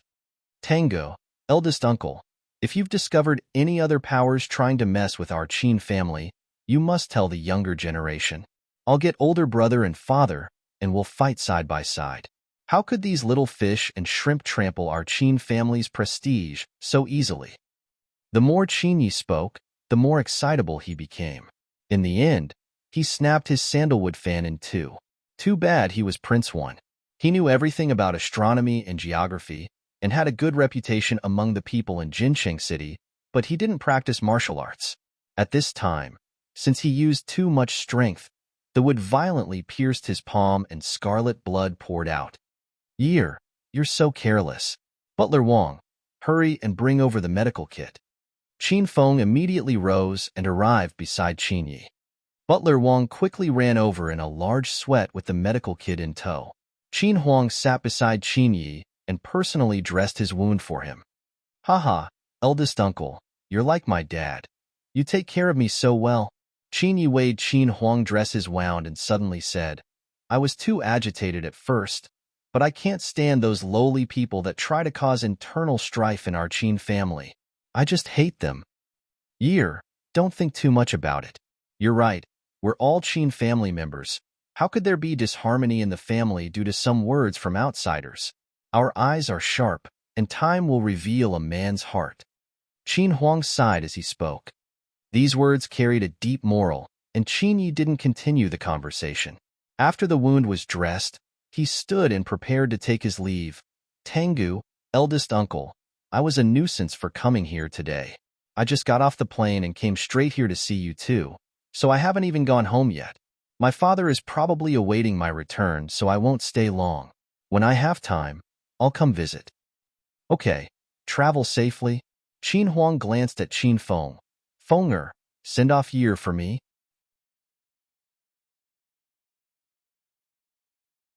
Chapter 172. Chapter 172. After all, we're family. After exiting the villa, Qin Feng and Qin Yi got into a BMW. Qin Yi drove, and Qin Feng sat in the front passenger seat. It took over 10 minutes to get from the Qin Manor Villa to the entrance by car. Qin Ye's driving speed wasn't fast, but his driving was very stable. Tangdi, since my old man was at the villa earlier, I didn't want to ask you, but how did it feel to play with the young foreign girls in America? Qin Feng opened his mouth to break the silence and smiled at Qin Yi with the look of a dissolute and hedonistic young master. Sun Yi laughed and said, Tengu, I also stopped in the middle of my speech and didn't dare go on because eldest uncle was there. I know Tengu is famously dissolute. I won't lie, those young foreign girls are really great. All of them are large-chested girls. The large-chested girls in China can't compare. They naturally have large chests and behinds and aren't like us here who have to get them through surgery and be fearful of silica poisoning. Haha, Tangdi, you're hilarious. Qin Feng laughed loudly in amusement. What are you studying abroad in America? Business administration. My old man forced me to study abroad. He said that I'm not young anymore and that I have to work at the company after I'm done studying. AI. I'm so jealous of you, Tengu.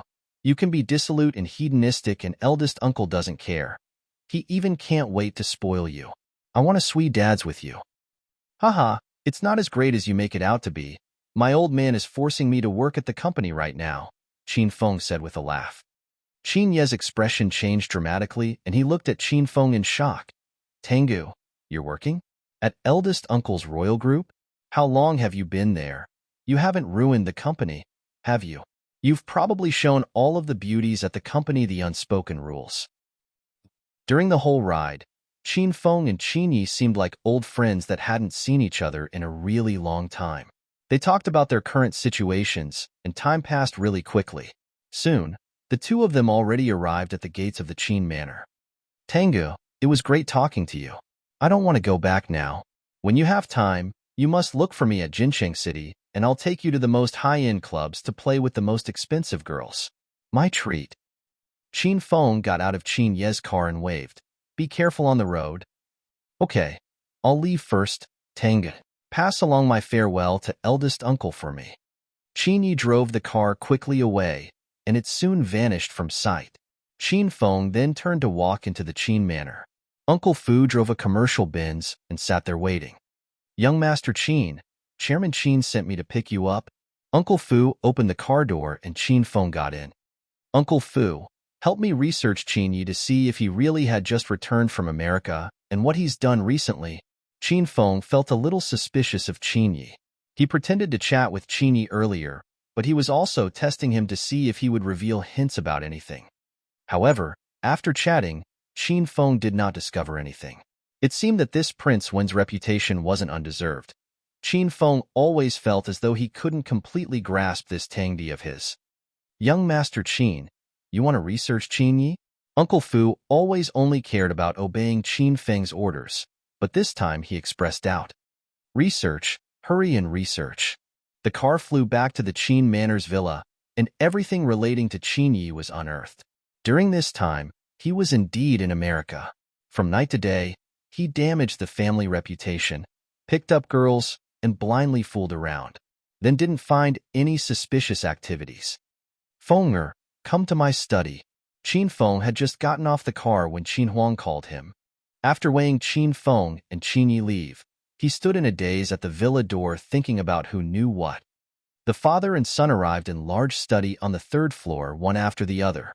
Qin Huang sat before the tea table and steeped tea while minding his own business.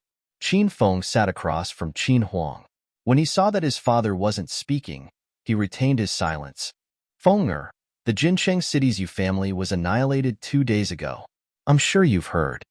Qin Huang suddenly spoke, but he asked about the Yu family. These past couple of days, he was busy with work and Qin Feng disappeared to the mountain resort, so he only had the opportunity to ask about it now. I've heard. I did it, Qin Feng said casually. Qin Huang put the cup he had just raised to his lips back down and looked at Qin Feng in shock. You did it on your own? Jincheng City's #1 underworld family was annihilated by his own son in one night? Qin Huang didn't dare think too much about when his son became so amazing. How is that possible? I went with Uncle Fu. Qin Feng said with a laugh. I didn't do anything. I just made Uncle Fu do his thing. Qin Huang was secretly moved, but now he suddenly became disappointed. If his son really did single-handedly annihilate Jincheng City's Yu family, then Qin Feng's current ability was extremely amazing. If he had this ability, then Qin Huang had nothing to worry about for the clan's martial arts competition in 10 months. Then you took care of Yuan Xiang, Qin Huang continued. Yes, I did. This time, Qin Feng didn't hide it because his father was sure to know the reason why Yuan Xiang died. After all, his father helped with the aftermath, so there was no need for Qin Feng to hide anything.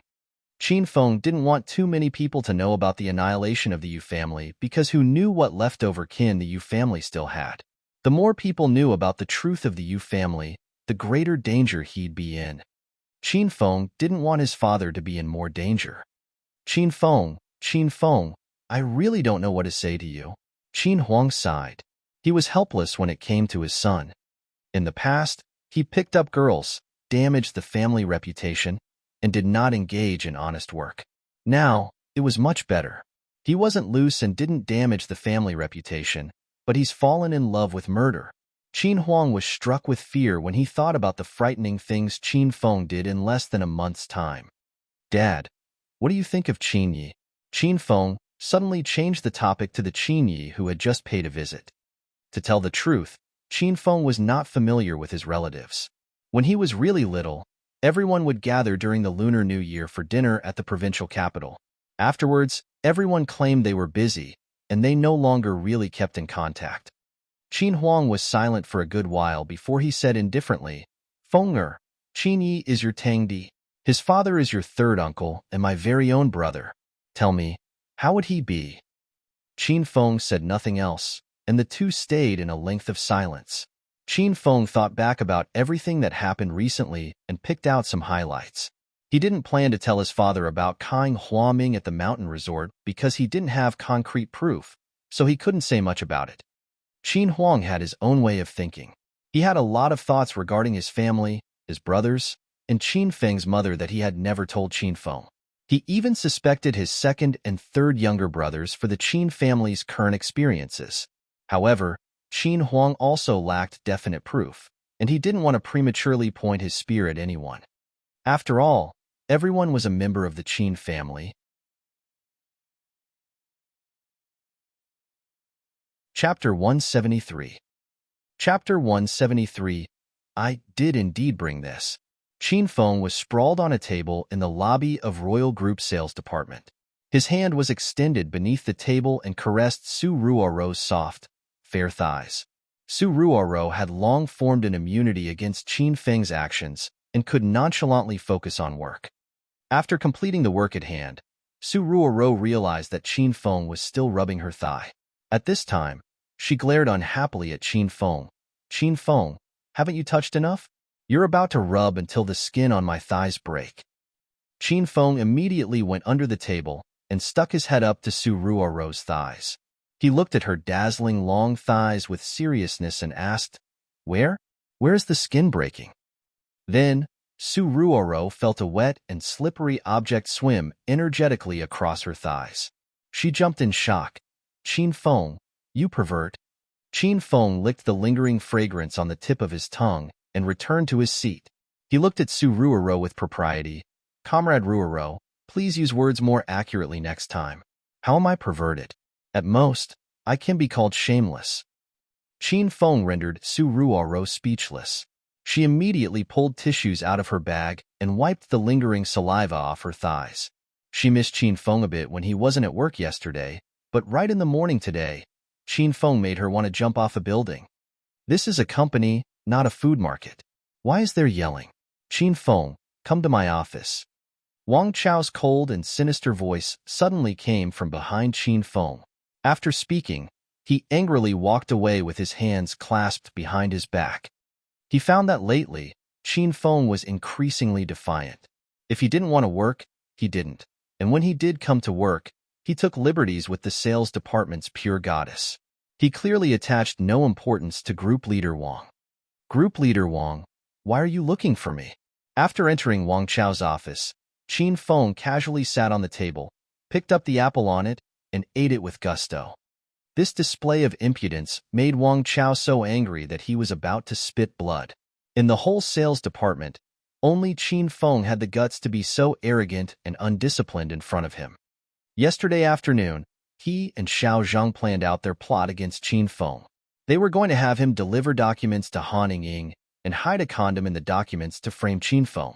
However, when Xiao Zhang went to call on Qin Feng left the building without even bothering to acknowledge him. Also, he hadn't returned to work until today. Wang Chao restrained the flames sealed within him for a day and a night.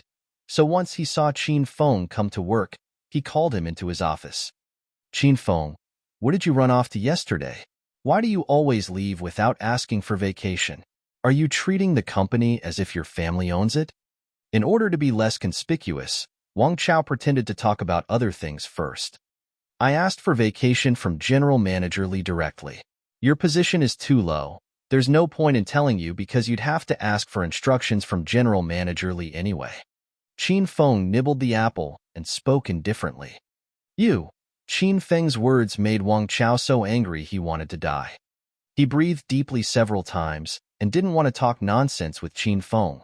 He pulled out a stack of documents and tossed them at Qin Feng. These are the monthly reports for the sales department. Deliver them to Assistant Han's office. Remember, these are very important documents, so don't dilly-dally and go deliver them now, Wang Chao said with seriousness. Assistant Han? This errand isn't bad. Qin Feng thought of Han Ying and happily took the documents and walked out of the office. A cold smile appeared on Wang Chao's face as he waved Qin Feng leave. Humph. Oh, Qin Feng, this time I want you to die thoroughly. I'll return all of my prior humiliation back to you. Qin Feng didn't know about Wang Chao's evil intentions. He hugged the stack of documents up to the top floor. It would be weird if he didn't run the errand after finding out this was a delivery to Han Ying. After all, he could take some liberties before leaving. Due to the prior events in the cafeteria, Qin Feng's name was widespread in the royal group. The whole way up, everyone that saw him sized him up with different expressions, and there were even some people that exchanged whispered discussions about him behind his back. Qin Feng pretended he didn't see anything. At this time, he pushed open Han Ying's office door and walked in. Why didn't you knock before entering? Upon entering, Han Ying's powerful and icy voice drifted over. She currently had her head buried in work and didn't lift her head even when someone walked into her office. She was already beginning to have the manner of a swift, decisive, and domineering female chairman. Well, of course, it was to see what Assistant Han was doing during work hours and if she was secretly weighing television, Qin Feng said with a smile. Upon hearing Qin Feng's familiar and vulgar voice, Han Ying's strong aura quickly dissipated. A charming smile arose on her cold, attractive face. She raised her head to look towards Qin Feng. You've been in the company for half a month, and this is your first time coming to my office? Qin Feng smiled. He treated Han Ying's office like his own house, walked naturally up to her work desk, and sat on it. If any other male employee performed such an indecent move, Han Ying would have directly kicked them off. Yes, these are the monthly reports I was told to deliver from the sales department. Qin Feng tossed the stack of documents on the table. Why would you bring the sales department reports to me? Han Ying furrowed her long, shapely eyebrows slightly. Then, she curiously picked up the documents and perused them. She concentrated on her work and took it very seriously. Her entire body exuded a mesmerizing, mature woman aura. Her professional white shirt and black skirt fit her capable, experienced, and elegant manner perfectly. Qin Feng's gaze quickly fell on her towering chest. Han Ying didn't notice all this. She flipped and read through page upon page of the documents. As she flipped through them, a condom suddenly fell out, and it was in strikingly red packaging stating that it was Durex's newest, extremely thin, and explosively powerful model. Qin Feng and Han Ying both stopped. Their gazes simultaneously fell on the item, and they both had different expressions. Time stopped and the atmosphere froze. Qin Feng, what is this for? A while longer, Han Ying extended her slender jade hands, held up the condom, and covertly glanced at it. Though she was already a mature woman, she was occupied with her family business and had high standards. Thus, she never had a boyfriend and naturally never used this thing. This was her first time seeing it up close, so a sense of curiosity arose within her. Here, before him, was the mesmerizing queen of the workplace wearing a uniform with black silk stockings and curled hair cascading over her shoulders. She held a condom in her jade hand and examined it without restraint right in front of him. Qin Feng's entire body went bad. Ying, I came to talk seriously about work. Why did you pull out a condom? Qin Feng asked with a look of propriety. Han Ying laughed charmingly. She pinched the condom, walked up to Qin Feng, and leaned her shoulder lightly in Qin Feng's arms. Her pair of mesmerizing red phoenix eyes weighed Qin Feng from a close distance. Her breath was like orchids. Young Master Qin, this fell out of the documents you brought over. You aren't trying to play dumb, are you? I've always heard that young Master Qin was uninhibited, hedonistic, dissolute, and licentious. Today I see that these rumors were justifiable. What? You want to play raped by an angel too? The uniform fan? Let me see. You're currently a normal sales representative in Royal Group and I'm Chairman Qin's assistant. This is too large of a hierarchical disparity. How are you going to convince me to play with you? Han Ying really didn't think Qin Feng would bring something like this into her office. She knew Qin Feng was extremely perverted, but he had more opportunities to make a move in the Qin manner, and yet he never did anything vulgar. Of course, that's disregarding the stocking and underwear thefts. Now, this brat suddenly expressed this kind of hint in Royal Group. Good thing Han Ying endured lots of battles, so it was easy for her to calm down quickly. Otherwise, she would really be angered to death by Qin Feng. I did indeed bring this. Qin Feng understood immediately. That brat Wang Chao hid this toy in the documents in hopes of framing him. Suddenly, Qin Feng didn't know how thankful he was towards Wang Chao. His morals were intact and he was filled with righteousness even though Han Ying allured him from a close distance. However, his mind and body did not mix with a trace of these distracting thoughts. He swore that he only hugged Han Ying purely to confirm that he was maturing normally and that he was a young and vigorous youth. In order to express his eagerness, he used too much strength and caused Han Ying to yelp in shock. She felt her chest get squeezed into distortion. Qin Feng, what are you doing? Let go of me. Han Ying was a bit afraid. The entire time, Han Ying was here under the guise of liking Qin Feng. She came to study management under Qin Huang, and for the Qin family to form an alliance with the Han family. She hated and was disgusted by the young master Qin Feng, who was rumored to be hedonistic. After interacting with Qin Feng, she found that he wasn't like what outsiders said, but she hadn't reached the stage where she could have that kind of relationship with Qin Feng. At most, Han Ying did not feel disgusted when her body touched Qin Feng's.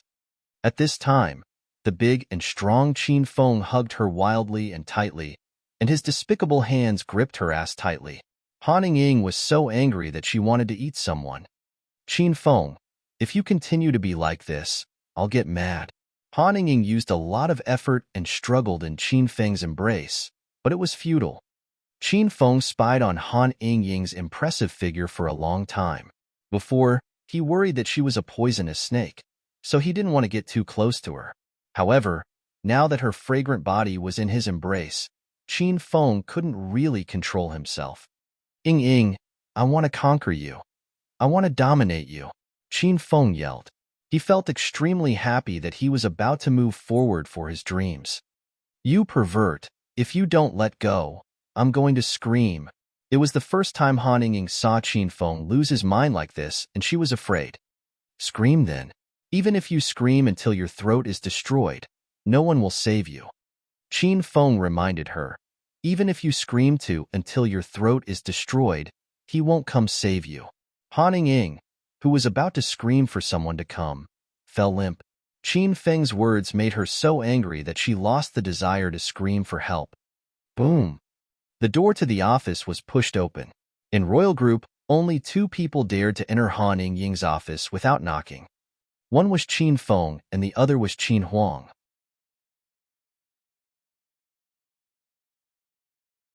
Chapter 174. Chapter 174. Young People Nowadays. Qin Huang was stunned by the scene before him. He looked around him and thought he teleported to an alternate universe. Or did he open the door incorrectly? Qin Feng, what are you doing, you brat? A while later, a low, admonishing voice drifted over. Qin Feng trembled and abruptly came to his senses. He pushed Han Ying's body away, ran to Qin Huang's side, and even looked anxiously at Qin Huang. Chairman Qin, it's about time you came. If you didn't come, Assistant Han was going to inflict the unwritten rules on me. Qin Feng rubbed his eyes and continued. I'm just a little sales representative delivering documents, and Assistant Han was in high spirits and insisted I stay for tea. I said I don't drink tea and juice is fine. Then, Assistant Han got mad. She said I heated up her body and I had to be responsible by taking her clothes off and blowing cool air at her.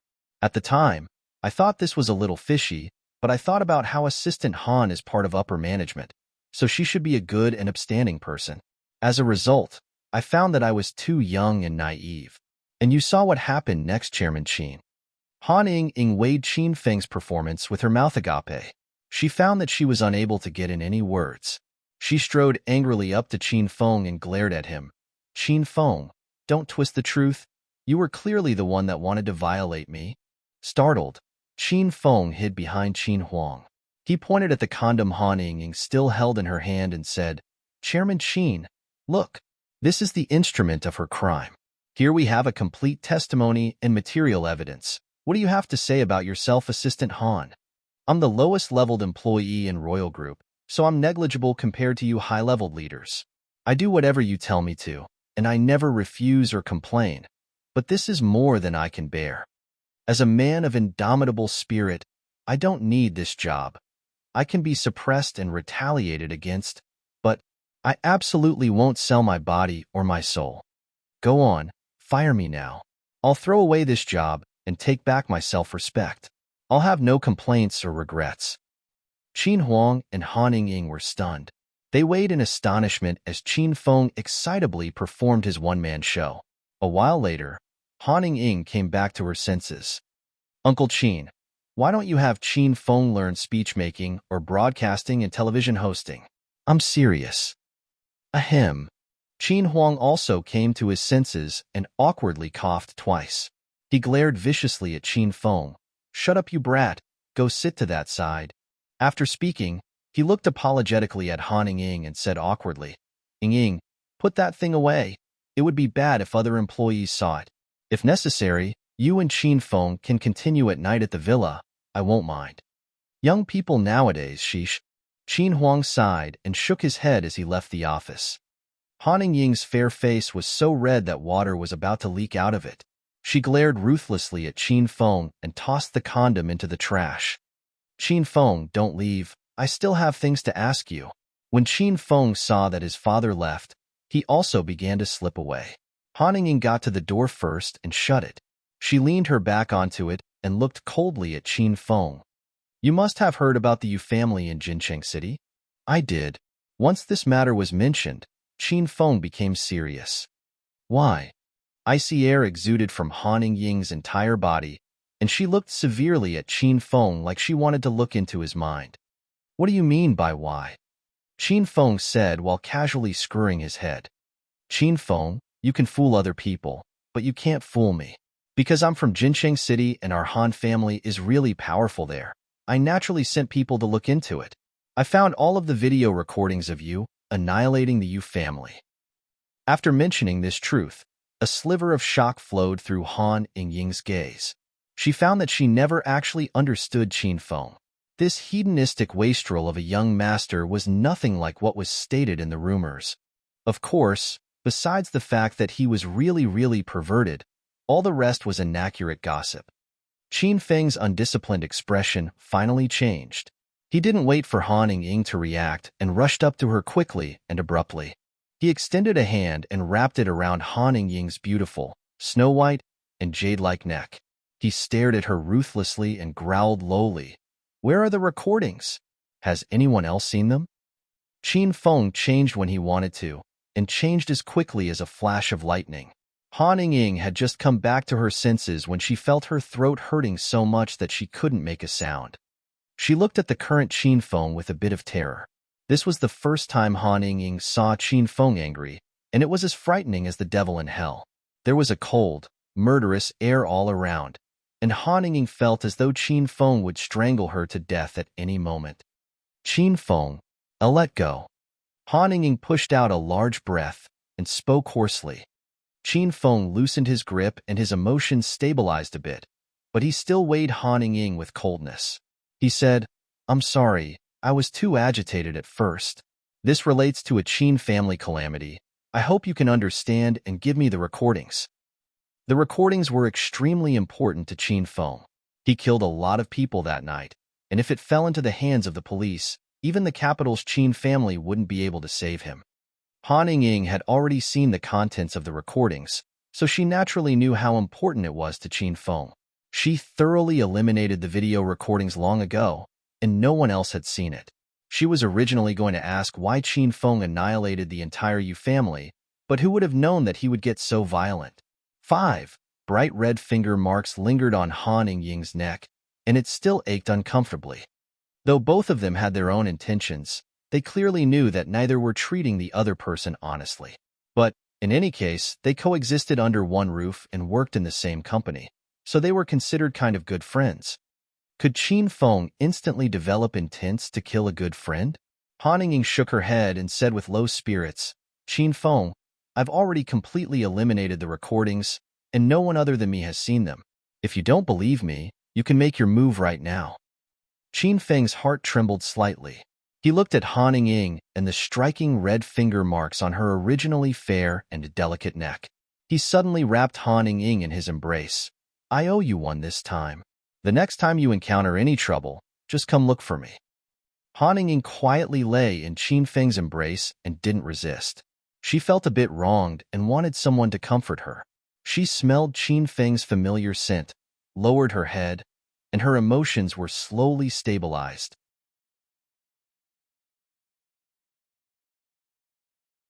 Chapter 175. Chapter 175, Training Under Intensified Circumstances. "Qin Feng, can you tell me why?" Han Ying quickly re-established a calm demeanor and pushed Qin Feng away lightly. She looked at him and asked, "Why did you rush into the Yu residence on your own and annihilate the entire family?" "Because of Lin Bei Bei." Qin Feng had nothing to hide in front of Han Ying anymore. Han Ying thought for a bit. Lin Bei Bei was that college student that lived in the royal clubhouse. She had just calmed down when her emotions became turbulent once again. It was because of a woman? And you killed off the Yu family without caring whether you lived or died. Han Ying felt as though her brain did not have enough space to process everything. She knew Qin Feng was a dissolute and hedonistic young master, and he only played with women without involving his true emotions. Also, he swiped them out after playing with them just once. Now, Qin Feng did something so crazy for just one woman. Was this still the young master Qin that everyone was familiar with? It's because Lin Bei Bei isn't only a woman. She's my woman. I've promised that if anyone dares to touch my women, I'll kill them without mercy. The current Qin Feng was calm and domineering. Just by sitting there quietly, a golden light shot out of his whole body. Han Ying's heart thumped abruptly, and she felt a surge of jealousy and yearning. She was jealous of this woman Lin Bei Bei who could make Qin Feng single-handedly murder the Yu family for her. She wanted to become Qin Feng's woman, so she wouldn't have to be afraid of anything. "I know, don't worry. I won't tell anyone about this." Han Ying was currently filled with hundreds of conflicting emotions. "Then I'll go back first." Qin Feng stood, walked to the door, stopped, and turned to look at Han Ying with a smile. "That's right, Ying. Next time, don't make appointments with me in the office. If needed, we'll see each other when we get home. Qin Feng. Han Ying was so angry that she stomped her foot. Qin Feng already vanished like smoke, and not even his shadow lingered. He returned to the lobby of the sales department and had just put his behind down when he heard Wang Chao's shady voice. Qin Feng, come to my office. He followed behind Wang Chao, and the two walked into the office in succession. Wang Chao shut the door and looked at Qin Feng, who was seated on the table, with an odd expression. His gaze flashed with cold resentfulness. Ever since he sent Qin Feng to deliver the documents, Wang Chao kept his eyes pinned to the sales department lobby. He thought that the next time he'd see Qin Feng would be so battered that his nose would be bloody and his face would be swollen beyond recognition. However, he saw Qin Feng return with a spring glow filling his face, so his stomach was filled with fire. Did you take the documents to Assistant Han? Wang Chao looked towards Qin Feng with a cold smile. I did. After seeing how much Wang Chao cared about the documents, Qin Feng was even more certain that this brat shoved the condom into them in hopes of framing him. You did? How is that possible? Wang Chao lost his cool and shouted aloud. He sized up Qin Feng with a strange eeriness. You're certain you delivered them? I really did. Qin Feng had a nonchalant expression and said, If you don't believe me, I'll call Assistant Han and you can ask her yourself. Hick, that won't be necessary. It didn't look like Qin Feng was lying, so Wang Chao was even more baffled. Group leader Wang, you seem to care a lot about the documents. Don't tell me there's something wrong with the reports. You can't frame me. Qin Feng looked at Wang Chao with nervousness. Wang Chao coughed twice. What bullshit are you saying? I checked the reports myself. How could there be any problems?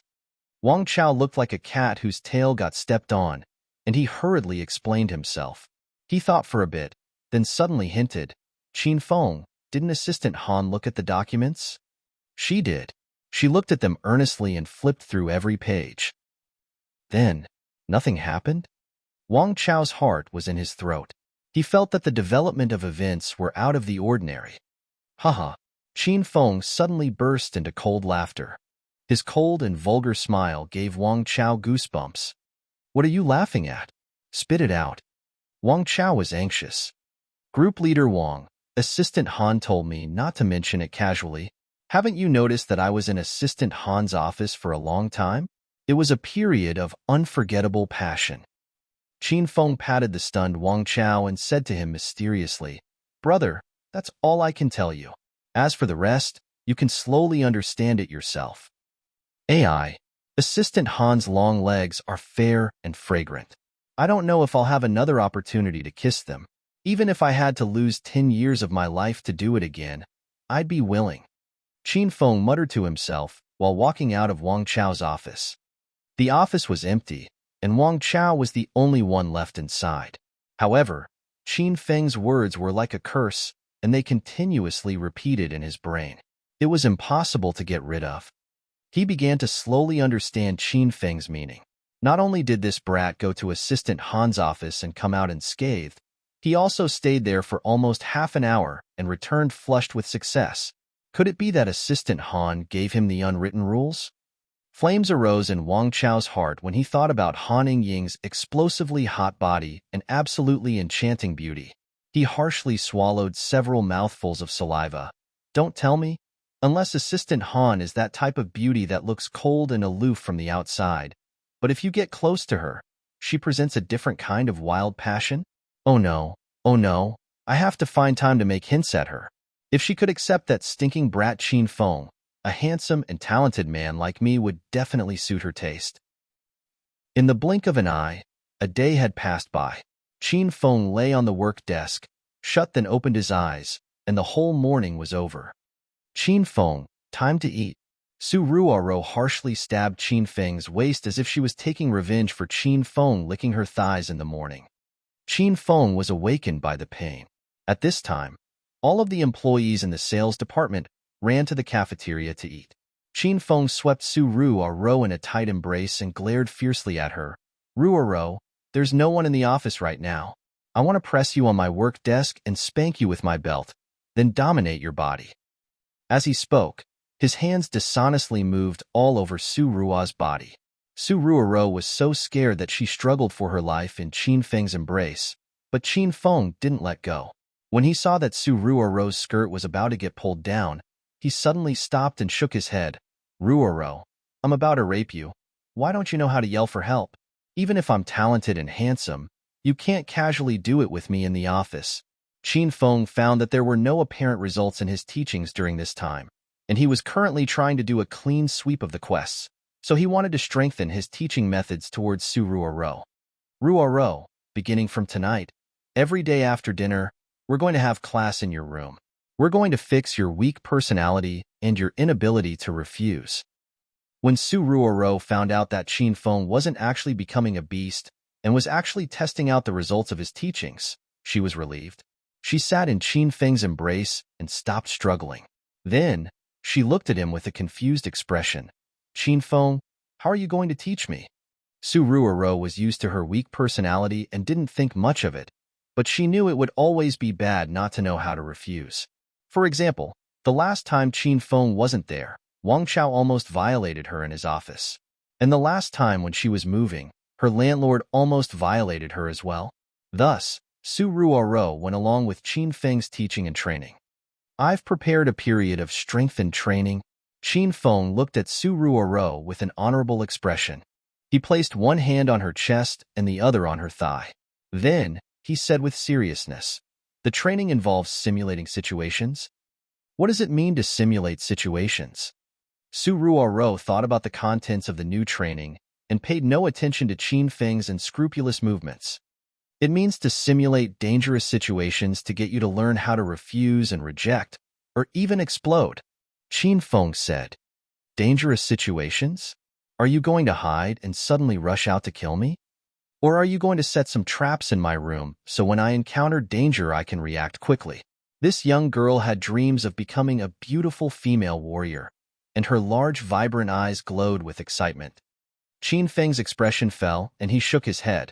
It's to simulate situations like when a pervert touches your behind on public transportation, when you're walking at night and a hoodlum suddenly rushes out to violate you, when a superior at work mentions the unwritten rules, in the late night when you're sleeping and someone sneaks into your room and climbs into your bed, the time you go on a first date, the stranger drugs your water to make you excited and ties you up, when a bad guy kidnaps your family members or friends and threatens you to take the initiative to cater to him.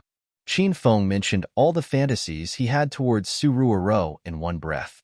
Su Ruoro stared at Qin Feng stupidly for a good while and then asked weakly, Qin Feng, I don't want to participate in these intensified trainings.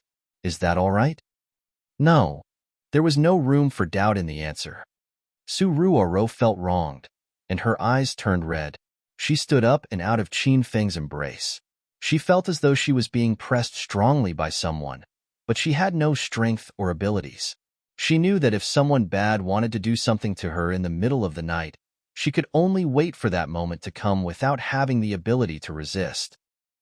Yesterday, ever since Qin Feng left the mountain resort and returned to the Qin manor, he never went out. Thus, he chose to use his lunchtime to see Lin Beibei and Bai Qing. A couple of days ago in the First People's Hospital, it was Lin Beibei taking care of her mother's food and rest like a good child. Now, the situation changed and Mother Lin took care of the unconscious Lin Beibei. Qin Feng, you're here. When Mother Lin saw Qin Feng come in, she forced a slight smile onto her face. Most of Mother Lin's hair turned white because of Lin Beibei's situation. Auntie Lin, has Beibei been all right recently? Qin Feng greeted Mother Lin and then sat on the edge of the bed. Lin Beibei continued to lie silently in the sunlight. Her lovely face was fair and delicate. She was just as stunning ever even when ill. She still can't wake up. Mother Lin gave a long sigh and tears already began to gather at the rims of her eyes. The doctor said to talk to her often and take her outside to get some sun and see the scenery. He said not to treat her like an unconscious human vegetable and to treat her like a normal person instead. That way, her condition might turn around and she might completely wake up.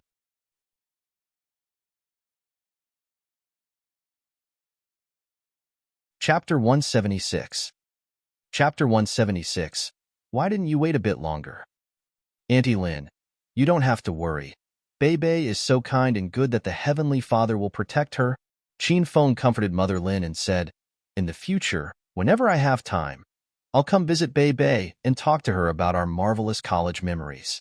I believe that Bei will be better soon, and that Auntie can quickly hear Bei call you Mom. Qin Feng had a better idea of Bei's condition. As long as he broke through to stage 4 inner qi and cultivated a blood qi pill, she would slowly awaken. However, Qin Feng couldn't tell Mother Lin this. He could only do his best to comfort her with words. Qin Feng, you're such a good person. You aren't that hedonistic young master others claim you are. Before Bei got hurt, I felt out of my mind. I saw that this little girl fell in love, and I didn't think that an ordinary or even poor girl like her would have the courage to like the rich young master of the richest family in Acropolis City. Qin Feng, Bei really loves you. Otherwise, with her personality, she wouldn't have come to this stage. If you really like our Bei, cherish her well. She's a pitiful child. As Mother Lin said this, she burst into tears, stood, and ran out of the room. She left the room to Qin Feng and Lin Bei. Qin Feng sat on the side of the bed and helped Lin Bei straighten the mussed hair on her forehead. He took her small and soft hand and said lightly, Bei, I know you can hear me. Don't worry, I'll help you get better very soon. Believe me, once I heal you, I'll take you to the Qin Manor. In the future, I'll have someone take you to and from school. I want to give you the best living conditions, let you dress and eat without worry, and allow you to become a cute and kind little princess. I know you don't care about these material things, but I want you to have a better life. I want you to live every day with happiness. Bei, there's something I've wanted to tell you long ago, but I've delayed it until now. Would you be my woman? For a lifetime. Qin Feng was rarely this attentive and earnest. If those rich young masters of Acropolis City's upper class saw this, they would have thought he took the wrong medicine. He gazed deeply at Lin Bei's face. He wanted to engrave Lin Bei's large eyes, tall nose, cherry mouth, face shape, eyebrows, teeth, pores, every little hair, and every strand of her fine, black, and beautiful hair into his memory. This is his woman. Qin Feng wanted to melt her into his embrace and give his everything to her. Qin Feng loved her. At this moment, he experienced what was called love. He was a hedonistic young master. He was an idler that was unruly and dissolute. Everyone saw him as trash and treated him as a joke people would talk about in private. His name was widespread, but it was not a good name. But who cares? Once a hedonistic young master has love, he's like everyone else. After all, divine and pure love makes everyone the same. There was no money or power, and there definitely were no grades or ranks. There was only eternity, living together until their hair turned white and living a simple life. Splatter. A glistening tear trickled down and fell on the back on Qin Feng's hand. Lin Bei was still unconscious. She couldn't speak or move and didn't even nod or smile, but she was moved by Qin Feng and cried tears of happiness. She could hear Qin Feng's every word. She believed in Qin Feng. She believed Qin Feng could heal her. She longed for this moment.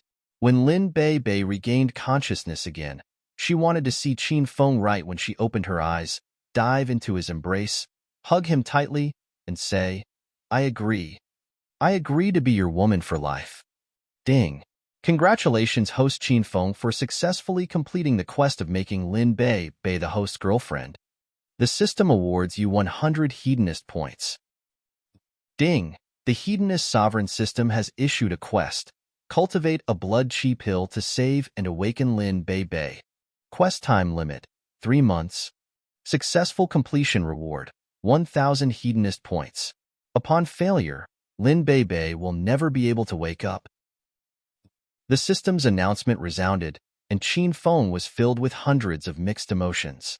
He knew that for the system to complete the quest, Lin Bei heard his words for certain, and she agreed to be his woman.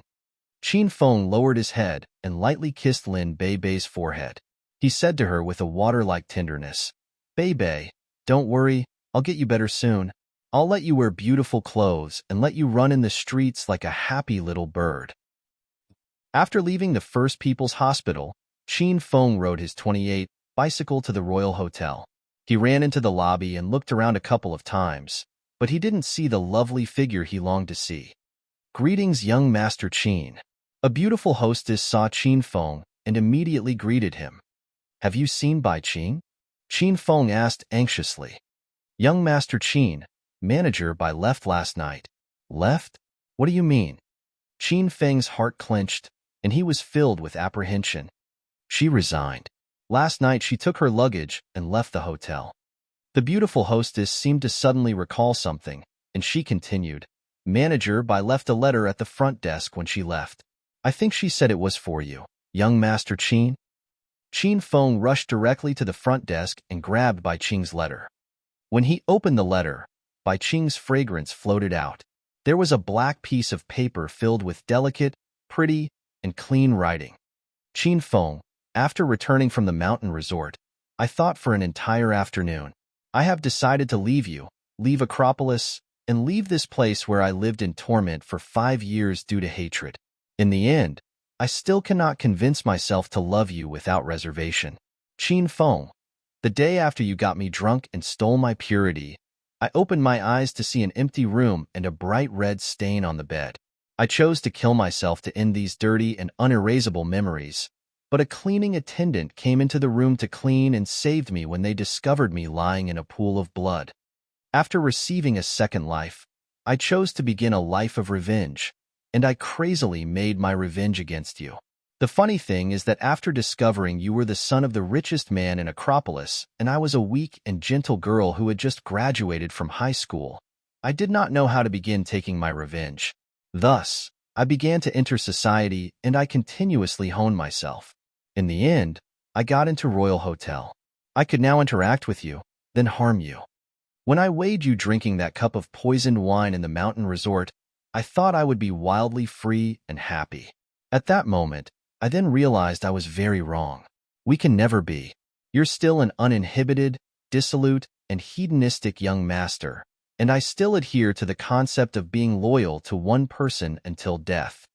I have not gone home in 5 years, so I want to go back to see my parents and treat this as a vacation for my emotions. Don't look for me, let us have some quiet time. During that time, you will be clear about how important someone is in your heart. If only you hadn't ran away and left me all alone the morning after that night at the bar. If you stayed by my side, even if you just said one line in comfort and did not take responsibility, I would have been fine. Why did you leave? The letter was long, and Qin Feng read every word with extreme earnestness. Parts of the letter were crinkled. It was clearly due to the tears Bai Qing dropped while writing the letter. Qin Feng laughed bitterly. In the end, he raced over without researching Bai Qing's old home.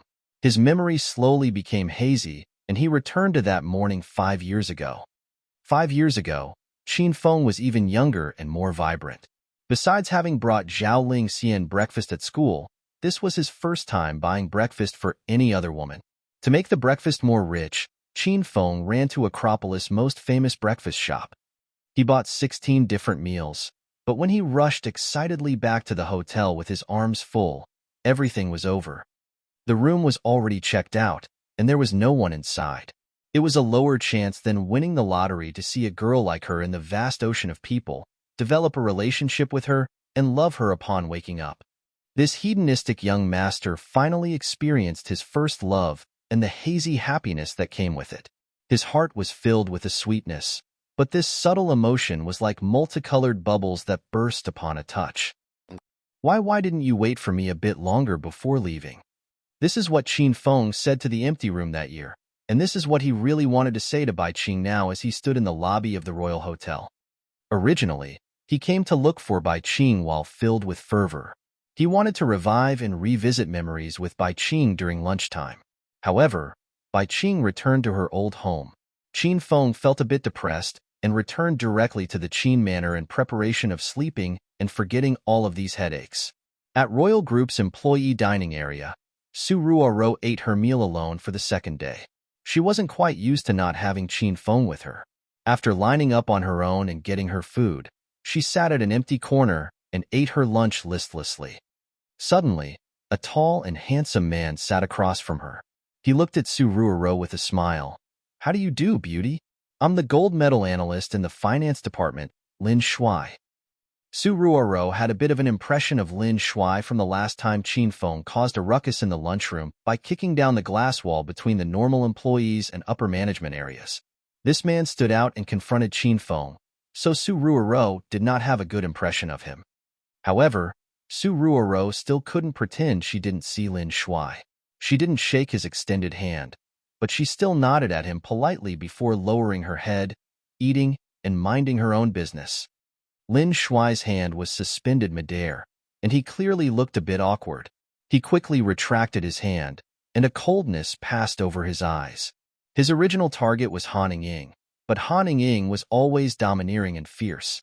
She didn't talk to other employees unless it was about work, and she always expressed a coldness and distance towards male employees in particular. Lin Shuai couldn't obtain Han Ying at the moment, so he moved his battle. He had his eye on the pure jade beauty of the sales department Su Ruoro, since he saw her at the lunchroom that day. After that, Su Ruoro's slender and young body floated through his mind from time to time.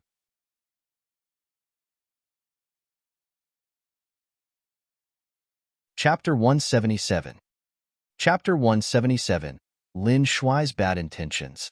As the gold medal analyst of the finance department, it was understandable that Lin Shuai couldn't take Chairman Qin's assistant, but could he not even take a normal sales representative of the sales department? Beauty, suddenly sitting here isn't disrupting your meal, is it? Lin Shuai was a student of great ability that studied abroad in the United States. He didn't learn anything from America, but he learned techniques to pick up girls. These techniques could be summed up in a couple of phrases: pretend to be a gentleman, show status, act rich, and act like a hero. When faced with girls with different personalities, one must express different focal points. For a pure girl who had just graduated from college like Su Ruoro, he pretended to be a gentleman and emphasized his status. It just so happened that these two were Lin Shuai's forte, and he acted like he had already won in regards to taking Su Ruoro. Su Ruoro lightly shook her head and didn't speak to Lin Shuai. She continued to quietly eat the food in her bowl. Beauty, I still don't know your name. Lin Shuai already asked around and learned all about Su Ruoro, and he was pretending that he met her by chance. Su Ruoro. Haha, this name sounds lovely and refined. Just like you. Lin Shuai smiled openly. He picked up a portion of steak from his tray and extended it to her. Ruoro, I see that you didn't get the steak. You can have my portion. The whole time, Ruoro was occupied with eating with her head lowered. She wanted to eat quickly and then leave, so she didn't notice Lin Shuai's movements. She saw a portion of steak suddenly drop into her bowl and only felt disgust. She didn't feel moved or any sort of warmth. I have stuff to do, so I'll be leaving first. Su Ruoro pouted her lips and stood up. She would not eat this rice any longer. She then turned to leave. As a veteran in courting girls, Lin Shuai rarely failed. At the moment, he couldn't even take care of a normal sales representative in the sales department. It was like a shadowless hand ruthlessly slapped him twice. His expression changed, and his expression reverted back to a smile as he blocked Su Ruoro. Ruoro, are you free tonight? I'll drive you to eat authentic German cuisine after work, and then we can go see a movie and go for a spin after. What do you think? A Western meal, movie, and going for a spin. Just thinking about such a beautiful image would make most women nod with excitement. However, Su Ruoro wasn't that kind of materialistic woman.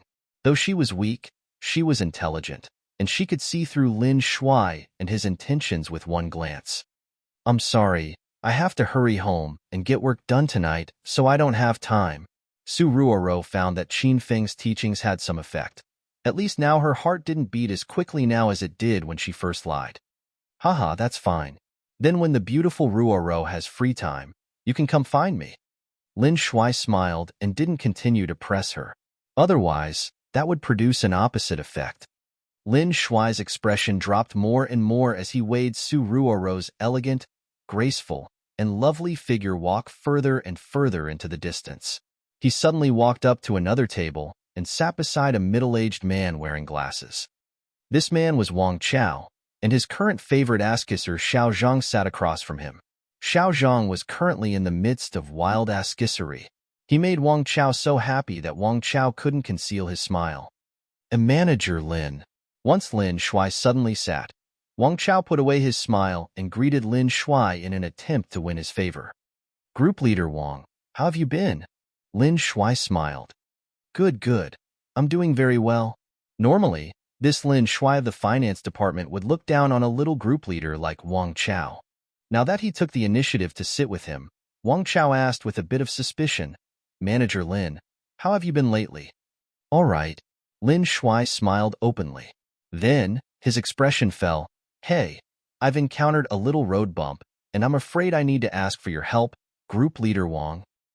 Wang Chao really couldn't think of what he'd be able to help Lin Shuai with, but he immediately said with all smiles, Manager Lin is looking for my help because you don't look down on me. As long as it is something within my power, I definitely would not back down. Lin Shuai waved his hand and laughed. Group Leader Wang is too serious. Actually, it's just a small matter to you. Please speak, Manager Lin. If I can help, I certainly will, Wang Chao said with propriety. Lin Shuai didn't rush to say what the matter was. He glanced at Xiao Zhang, who was sitting across from them, and Wang Chao immediately understood. He said to Xiao Zhang, if you're done eating, hurry back to work. It's almost the end of the month, and we have to quickly finish up the performance reports for the employees in the sales department. As an ass-kisser, Xiao Zhang's had very good awareness. Though he hadn't eaten 2 bites of his food, he immediately rose and smilingly took his leave. Group Leader Wang is right, then I'll go work hard. I hope the 2 of you enjoy your meal. Only after seeing that Xiao Zhang walked very far away, Lin Shuai said lowly, Group Leader Wang, that Su Ruoro is an employee from your sales department, right? Wang Chao's expression shifted slightly, and he instantly understood Lin Shuai's meaning. It seemed that even people from the finance department had their sights on Su Ruoro. They were clearly fighting with Wang Chao for a delicacy. Though he was a bit angry internally, due to Lin Shuai's status, he could only say with a jolly smile, Manager Lin, Su Ruoro is a part of our sales department, and she also reports to me. Lin Shuai's eyes brightened. It seemed that he found the right person. He immediately said, Group Leader Wang, what is this Su Ruoro's situation in the sales department? I mean her living condition. Do you get what I mean? I understand. Of course I understand. Wang Chao's face was filled with a vulgar smile. He said, Manager Lin, Su Ruoro has good inherent qualities. She keeps herself fresh and pure, and is not good at expressing herself. But, after speaking up to that point, Wang Chao paused. Since Lin Shuai also wanted to hit on Su Ruoro, Wang Chao didn't mind pitting this opponent against Qin Feng so they could fight to the death. But what? Lin Shuai asked anxiously. He liked Su Ruoro more and more. After all, maybe this girl was a young bird. She was so beautiful and her body was so seductive, who wouldn't want to get on her? But Su Ruoro is pretty close to that Qin Feng in the sales department. They seem to be a couple since they come to work together often and eat together at lunch. Hey, that girl Su Ruoro is so intelligent, obedient, and beautiful. I think she would make a good ma with you, Manager Lin. It would be a ma made in heaven between a talented man and a beautiful woman. Who knows what this girl is thinking for hanging out with someone with no future like Qin Feng. In her position, an even purer lotus would be tainted. While speaking, Wang Chao purposely peeked at Lin Shuai's expression to find a shade of cold hatred flash through his face. Wang Chao felt extremely good about himself. Lin Shuai fell quiet for an instant, then said calmly, Group Leader Wang, to be honest, I've always treated you as a good friend, so there's no need to keep anything from you. I've taken a liking to Su Ruoro, and like you said, how could we let a beast like Qin Feng pollute such a good lady like Ruoro? I hope Group Leader Wang can help me win Ruoro as soon as possible.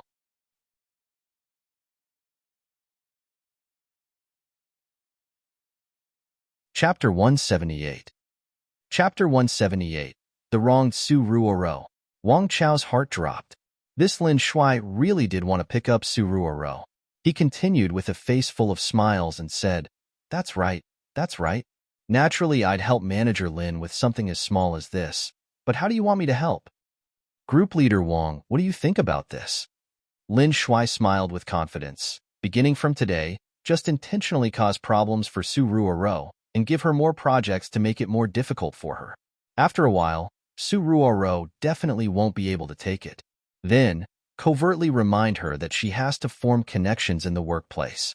If she knew people in upper management in Royal Hotel, her days would certainly be easy and happy. The best would be to bring up me as a commendable candidate so Suruoro would feel that her life in Royal Group would be easy if she got on my good side. Then, after time passes, I believe that I won't need to look for her, and she deliver herself to my doorstep. Lin Shuai's idea was pretty good. After hearing it, Wang Chao even regretted not using this idea to pressure Suruoro and force her to submit. Very well, Manager Lin. Your head is pretty good to be able to think of such a good idea. Wang Chao praised him insincerely. Lin Shuai laughed and felt good about himself. Haha, then I'll be troubling you in the future, Group Leader Wang. If you're free this weekend, I'll treat you to some golf. Haha, Manager Lin is too polite. These small matters aren't worth mentioning. Wang Chao and Manager Lin chatted for the whole lunchtime, and they chatted in collusion very happily. Once Wang Chao stepped into his office, he used the office phone to call Suruoro into his office. Group Leader Wang, you were looking for me? Suruoro arrived in Wang Chao's office. Ever since that time Wang Chao clearly expressed his vulgar conduct, Suruoro had kept her distance from him. Now, when standing in his office, she stood over a meter away from his desk. Wang Chao's face fell. He yelled at Suruoro, "Why are you standing so far away? Am I going to eat you? Stand closer so talking to you won't be such an effort." Suruoro felt wronged. She pouted her lips and walked closer. Wang Chao harshly threw a stack of sales reports on the desk, leaned on his chair, propped both legs on the work desk, and coldly sized up Suruoro. Suruoro, what did you do this month? The month is almost over, and you haven't taken a single large project. All of them are small, sesame seed-sized projects. Do you not want to work anymore? Wang Chao's sudden burst of anger made Suruoro jump in fright. She immediately waved her arms and said anxiously, "No, Group Leader Wang, that's not it. I began working in the middle of last month, and it's only been a little over a month now. I don't know that many customers, but I'm working hard to dig up some hidden clientele. I hope Group Leader Wang will give me some more time. Don't fire me for real." To tell the truth, it was extremely normal for a new employee like Suruoro not to have great results during the first month. At least Suruoro had some small projects. She was considered the newbie with the best performance, so it was clear that Wang Chao was looking to make things difficult. "Give you more time?" Wang Chao harshly slapped the table and yelled fiercely, "You think the company is a charity? If I give you another day, that's another day's worth of pay. You think time isn't money? How could there be so much time for you to waste? The Royal Group is the most outstanding company from Acropolis City. It's even famous and celebrated in Yun Province. There are so many people lining up to work here. Do you think opportunities don't need money?" "Oh, Suruoro, what do you want me to say? You're a girl who has just graduated from college, so you should focus on work. Don't go around partaking in some office romance all day. Do you think I'm blind? Royal Group forbids office romances, and once they're discovered, you'll be terminated immediately." Wang Chao's yelling got louder, scaring Suruoro into taking 2 steps back involuntarily. "Group Leader Wang, I am not dating." Suruoro lowered her head and spoke cautiously. "Bullshit." Wang Chao became even more agitated. "You hang around that Qin Feng all day. Just you wait, that brat's month was worse than yours. Until now, he hasn't even made a cent. At the end of the month, I think he's going to be fired. At that time, you can leave with him." Suruoro became afraid. It wasn't easy for her to get into Royal Group using her education and abilities. She could not get fired. She relied on herself for a good number of years already, and if she lost her job, she wouldn't be able to feed herself. "Group Leader Wang, I am just friends with Qin Feng. We aren't boyfriend and girlfriend." Suruoro added quietly, "And Qin Feng is actually pretty hardworking. I hope Group Leader Wang doesn't fire us." Look at this, and you said there was nothing going on between the two of you?" Wang Chao got up from the chair and arrived before Suruoro. He pointed at her and said, "You're now beyond salvation, and you're even defending that brat Qin Feng. All right, I don't have time to talk to you about nonsense. The end of the month is coming, and every end of the month the sales department has a performance review. I have the power to terminate the person at the bottom of the list. You do what you need to. Also, if I see you and Qin Feng whisper sweet nothings to one another in the office, I'll immediately report it to upper management, and you two will have to fucking leave. After getting ruthlessly scolded by Wang Chao, Su Ruoro walked out of the office and her mood dropped to the depths of the valley. She felt that she was hardworking enough, and she and Qin Feng were just friends. Though Qin Feng always took advantage of her, at least she never thought about liking or loving him. She never thought about wanting to date. She had just come into society and almost couldn't feed herself. Plus, there were also some family matters pressing down on her. She didn't know what to do anymore. Su Ruoro sat in front of her own work desk and stared at the empty desk across from her in a daze.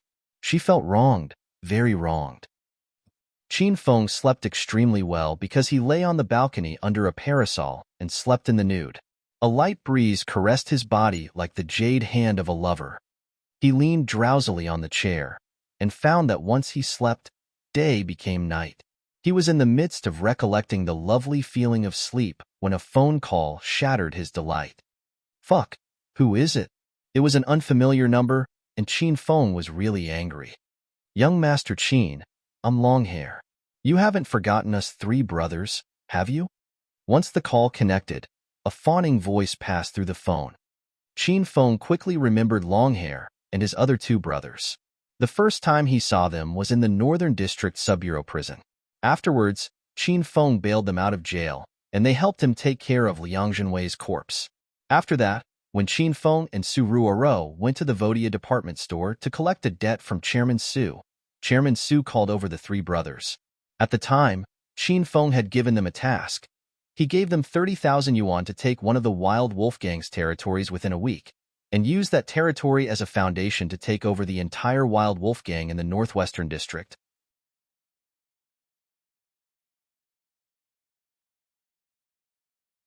Chapter 179.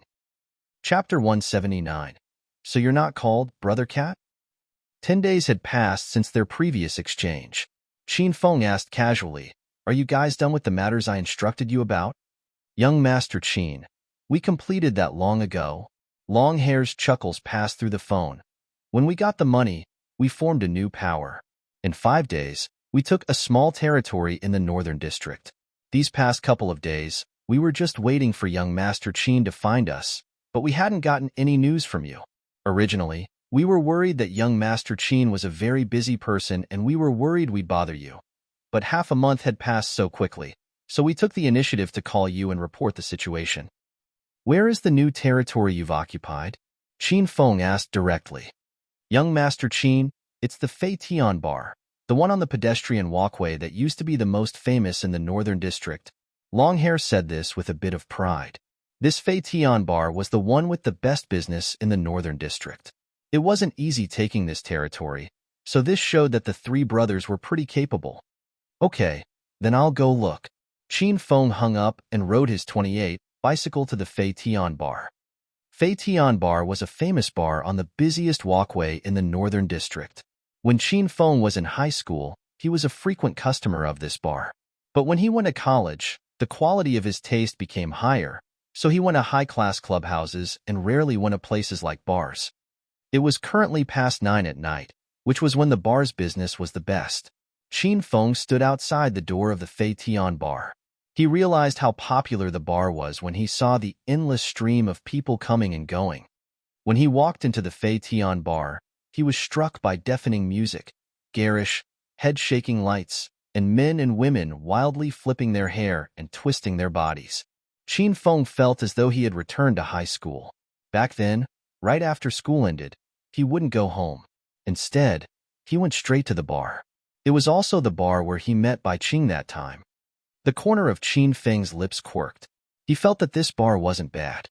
He first strolled around the bar and weighed the flow of customers and the bar's decorations. The bar was unordinarily bustling, and the decorations had changed from before. They were more modern.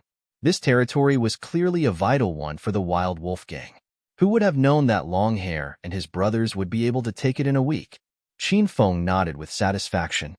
Stinking woman, it's your luck that your elder wants to pick you up, and you're fucking evading me? What the hell? Are you looking down on me? Qin Feng was in the midst of examining the bar's condition when a yell came from behind him. He turned to look and saw 5 large, bare-armed men with tattoos surrounding a girl and causing a ruckus. The girl wore a clean and simple white tracksuit. Her hair was tied into a little ponytail on the back of her head, revealing her clean and attractive forehead. They say that the most effective way to test a beauty is through a simple ponytail that reveals the forehead. This beauty before him was clearly a natural beauty with no bad angles. She looked to be a college student and was brimming with youth and vigor. At the moment, even though she stood in the middle of a large group of hoodlums, she didn't look too nervous. She just looked coldly at these good-for-nothings and said clearly, "That's right. Your mother is fucking looking down on you. What are you going to fucking do about it?" Once she opened her mouth, Qin Feng's mouth suddenly quirked and he almost stumbled and fell to the ground. So you really can't judge people by their appearances. This was fucking too large of a difference. Bang!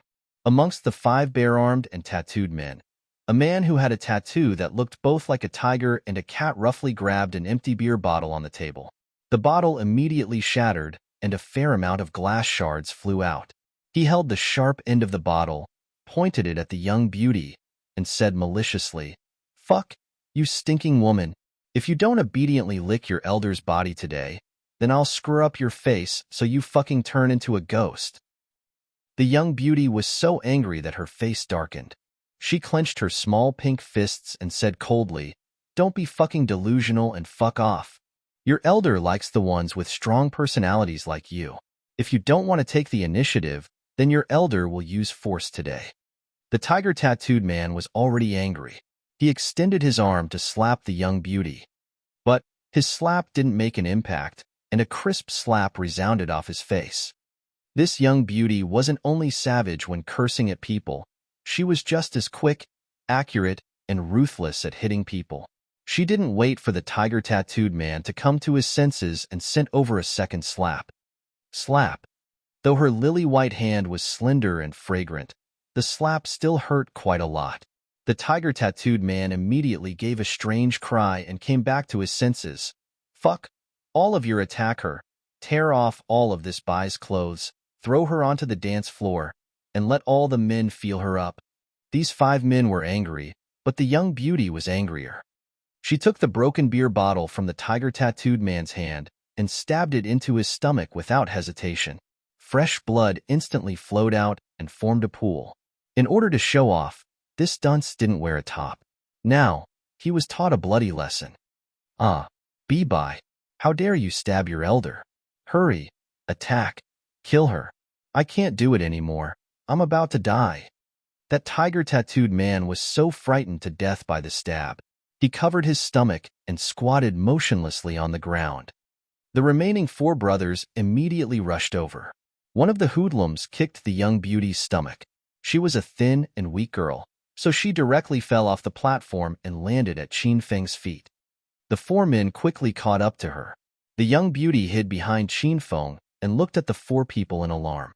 When the 4 moved, the young beauty moved as well. When the 4 circled Qin Feng, so did she. It felt like a game of eagle-cawing little chicks. Qin Feng really wanted to ask them if they ever asked him how he felt. "Fuck, get out of the way, you brat. Move to the side," one of them yelled angrily. After chasing the young beauty for half a day, these people vented their anger on Qin Feng. One of them threw a punch at Qin Feng's face. Bang!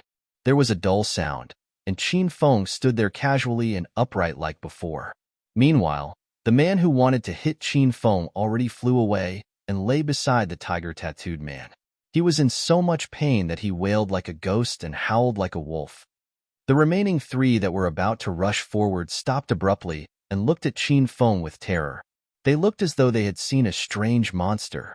They were not even a meter away from Qin Feng, yet even at this close of a distance, they didn't see how Qin Feng made his move. He was as fast as lightning and his moves were very simple. A fist went out and came back in less than a second and knocked over a grown man. "Why, you brat? Don't fucking cause trouble. We're all just getting along in society.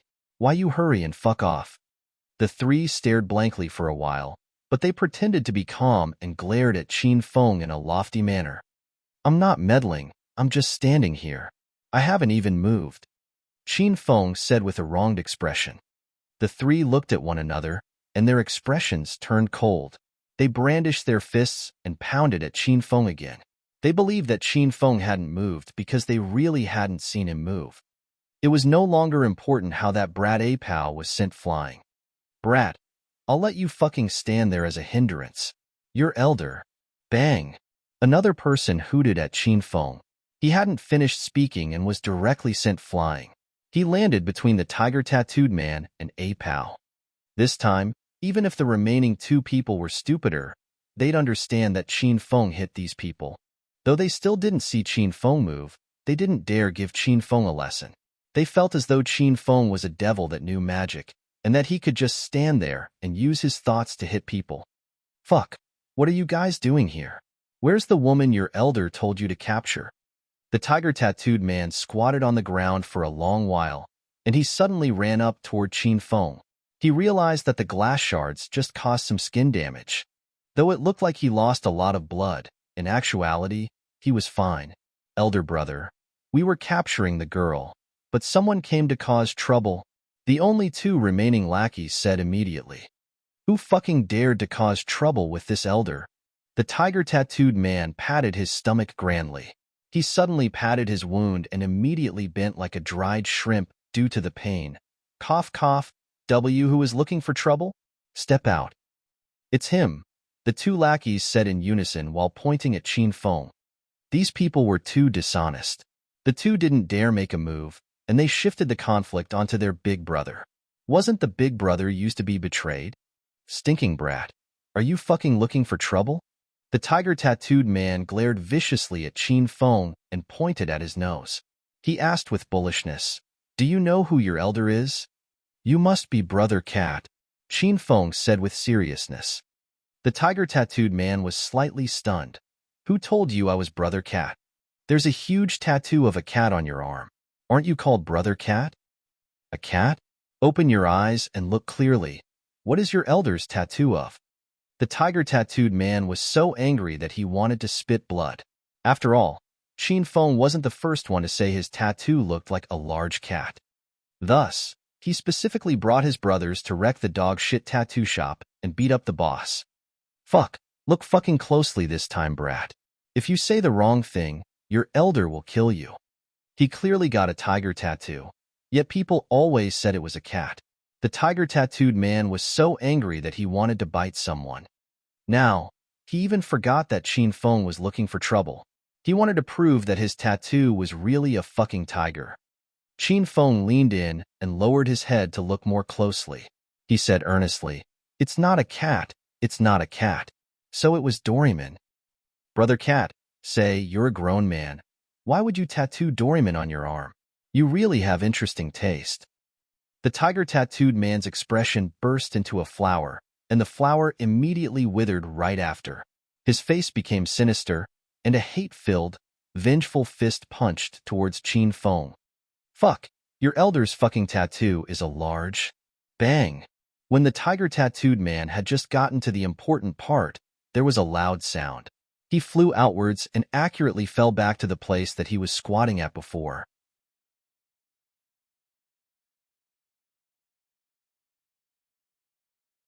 Chapter 180. Chapter 180. You also think there are a lot of people, right? After completing his punch, Qin Feng looked at the remaining two people. Your big brother's temper so explosive that he wants to fight after just talking. What is that tattoo on his arm? It was already the third time these two saw Qin Feng use extraordinary powers.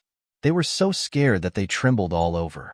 They immediately said, Cat, that idiot tattooed a Doraemon on his arm. After speaking, the two ran and vanished. Even their boss and brothers slipped away on their own without a care. He got a tattoo of Doraemon and thinks he's so great that he can irrationally and randomly start fights with people. That's not even as good as getting a tattoo of Ultraman or the Calabash Babies, Qin Feng muttered to himself. Even the Black Cat Detective is even stronger. This little fight barely gained anyone's attention in the bustling bar.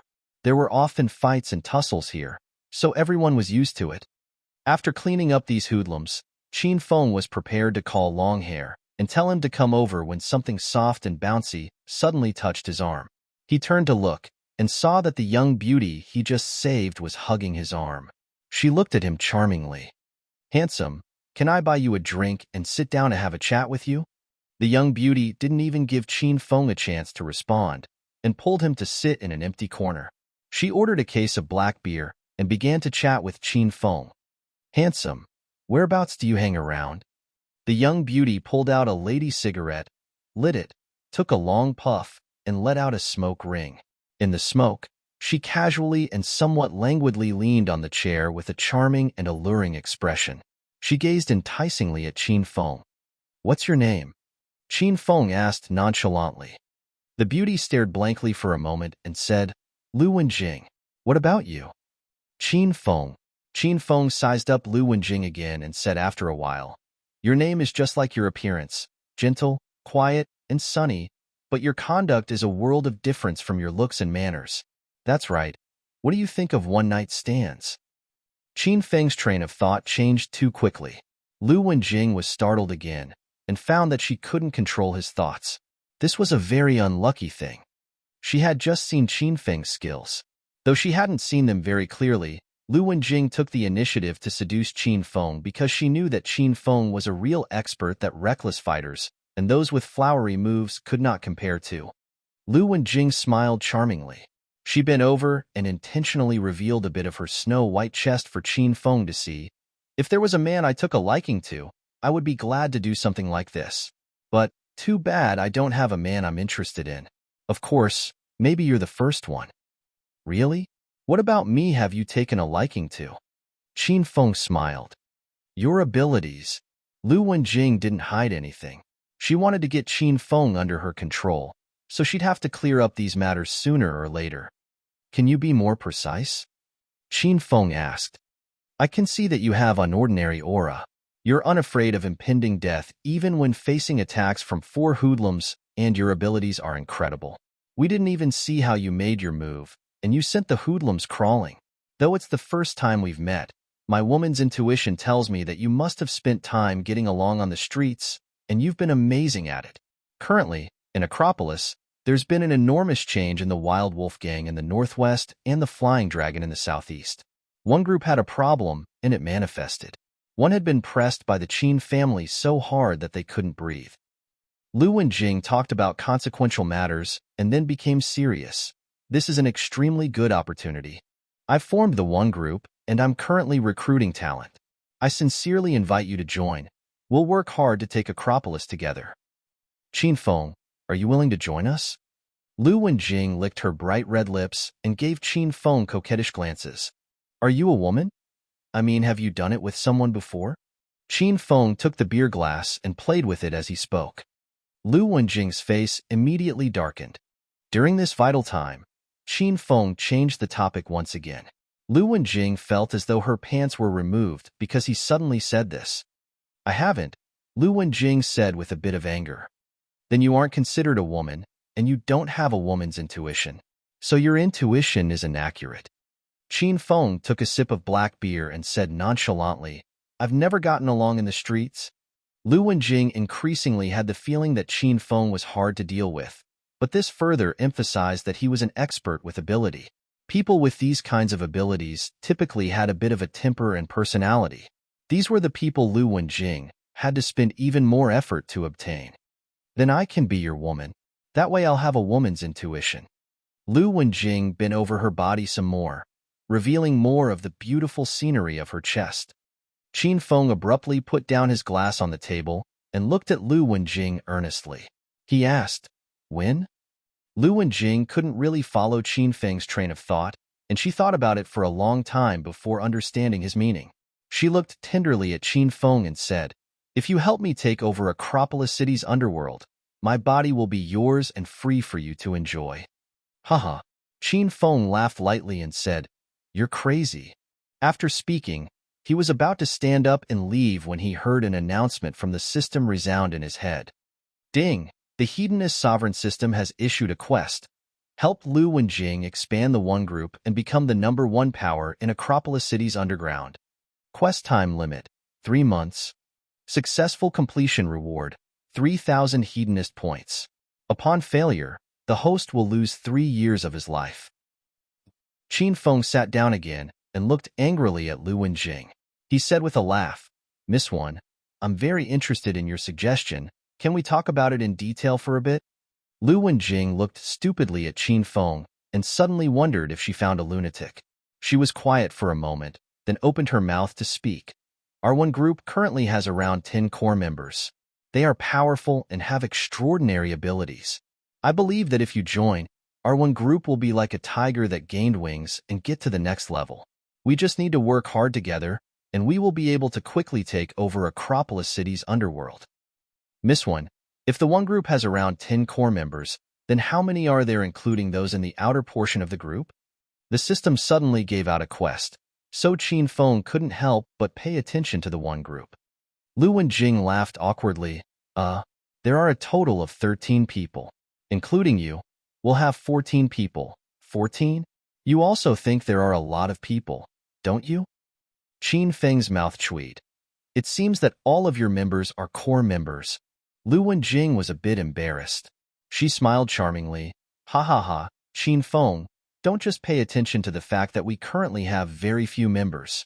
If we really developed, then we'd be high-ranked elders. And in the future, we'll be able to walk sideways through the entire Acropolis.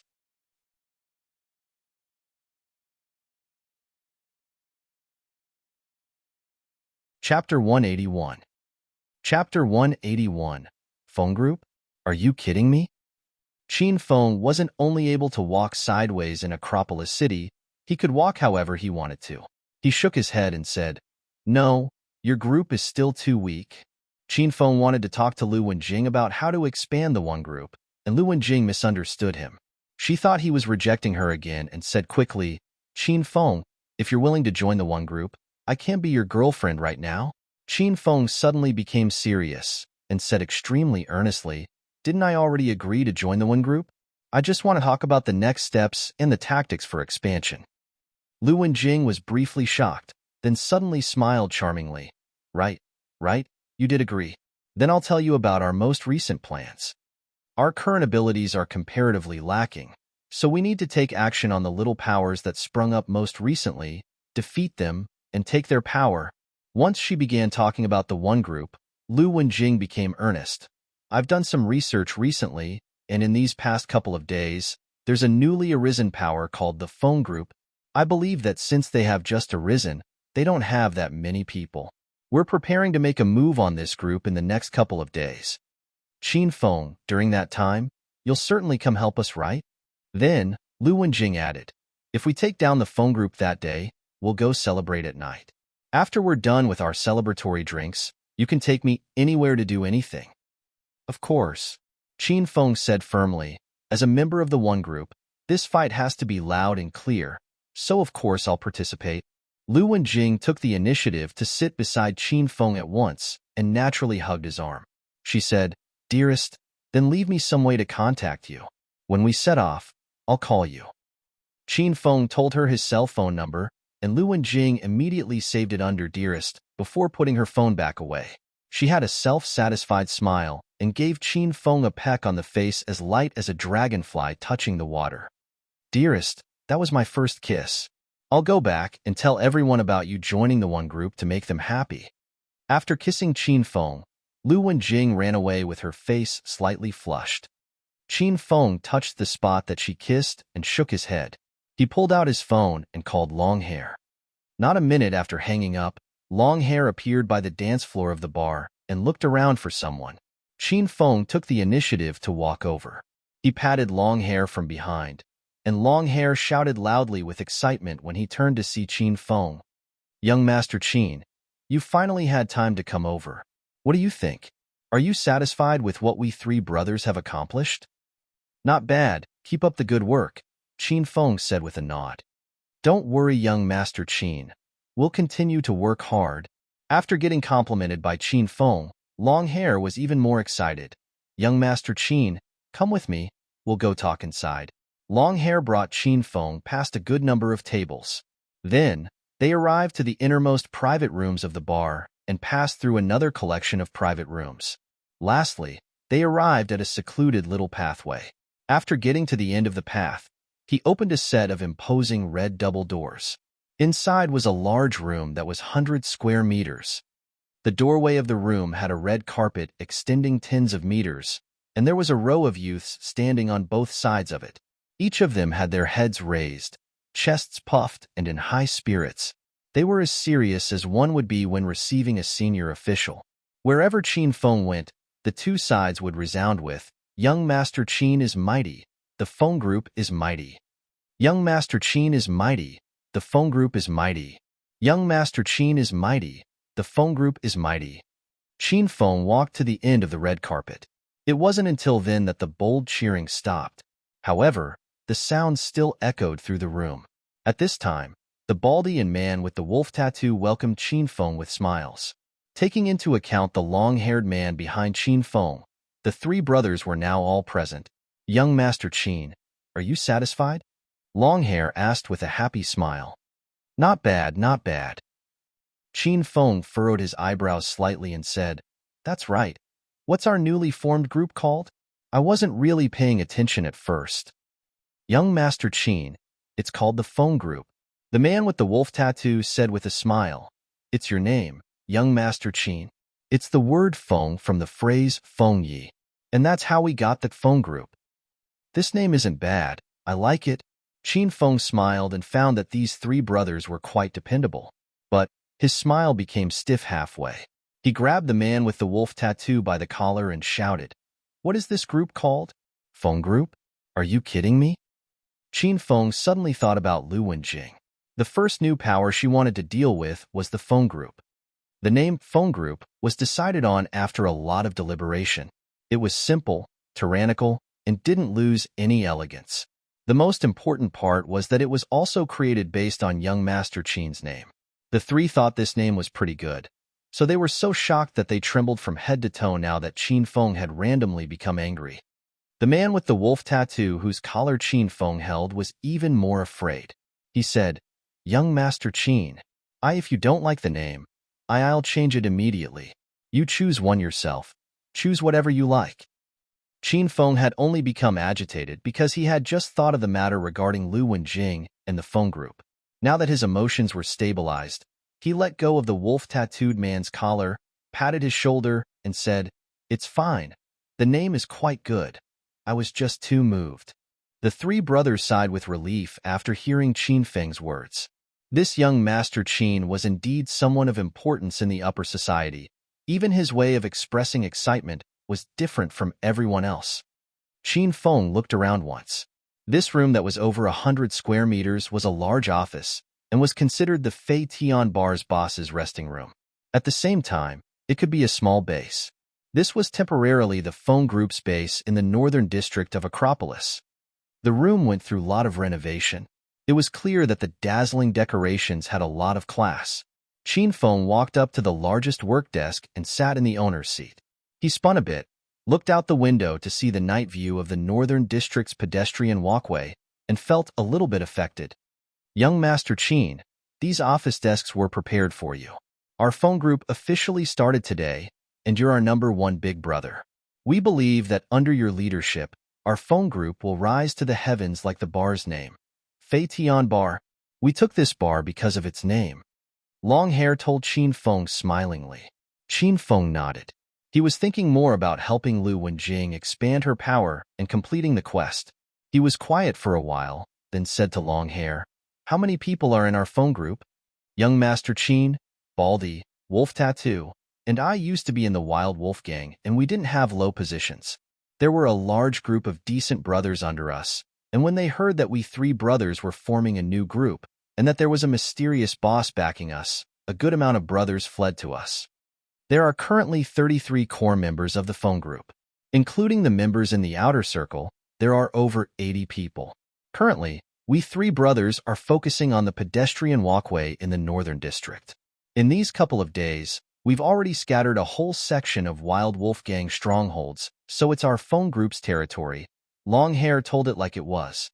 Qin Feng hadn't paid attention to what the three brothers were doing for a period of time, so if Long Hair didn't take the initiative to call him, he would have forgotten about it. Who knew that after less than half a month the three brothers would build up a considerable force and even have their own territory? It was evident that these three were remarkably capable. When he thought about Lu Wenjing, his face became serious and deliberated about the first fight against the Feng group. The one group only had 13 people, so if there really was a fight, they wouldn't even know how they died.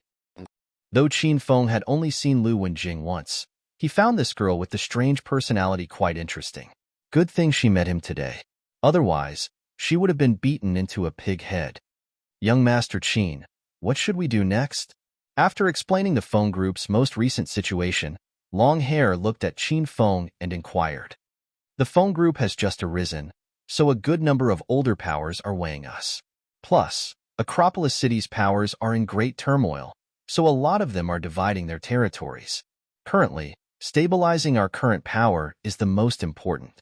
Then, we can quickly enlist soldiers and buy horses to build up our power. Let's not be anxious to take territories right now. Go get some dependable people and stabilize the Northern District's pedestrian walkway. We'll wait to act after accumulating more power. Qin Feng originally didn't have much interest in developing power in the underground, but the system was jealous of his talents and forced him underground, so Qin Feng could only pay attention to this matter. As for the problem of money, if you need more, just ask me anytime for some. Qin Feng talked to the three brothers at the Fei Tian bar in detail about the next steps. Then, he returned home to the Qin Manor. Qin Huang and the two beauties finished eating and returned to their respective rooms. Qin Feng thought about his plan to intensify Su Ruorou's training and walked into her room with a smile. The room door opened. Su Ruorou wore pink pajamas with cartoons on them and leaned on the headboard of the bed. She held a stack of charts, furrowed her eyebrows, and bit on her pin cap. From time to time, she scribbled something on the chart. She was earnest and focused, so she didn't even know when Qin Feng came through the door. Qin Feng smiled, tiptoed, and arrived beside Su Ruorou's bed. He suddenly shouted and pounced at her, pressing Su Ruorou beneath his body and onto the bed. Haha, your elder came to a mansion today to steal some money and was able to meet such a beauty. Your elder will do you to death tonight. Qin Feng's intensified training had already begun. This time, he was acting as a rapist. Su Ruorou was almost scared to death when Qin Feng suddenly leapt on the bed. She fought wildly. Then, she realized it was Qin Feng, and her heart that had previously jumped to her throat slowly went back to its place. Qin Feng, what are you doing? You scared me to death. Su Ruorou glared at Qin Feng and complained. Little Bai, don't yell. If you yell for someone, I'll cut up your face. Qin Feng held Su Ruorou's hands and pressed down on her thighs to prevent her from moving. He yelled while glaring fiercely at her.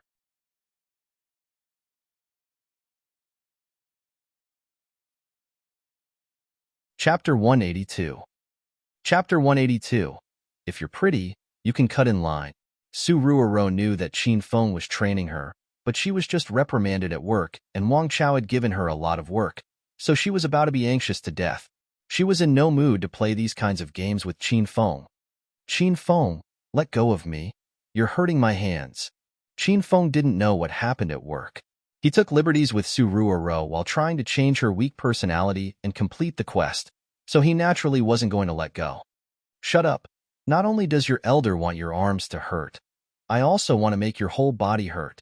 If you dare resist or yell for someone, I'll kill you.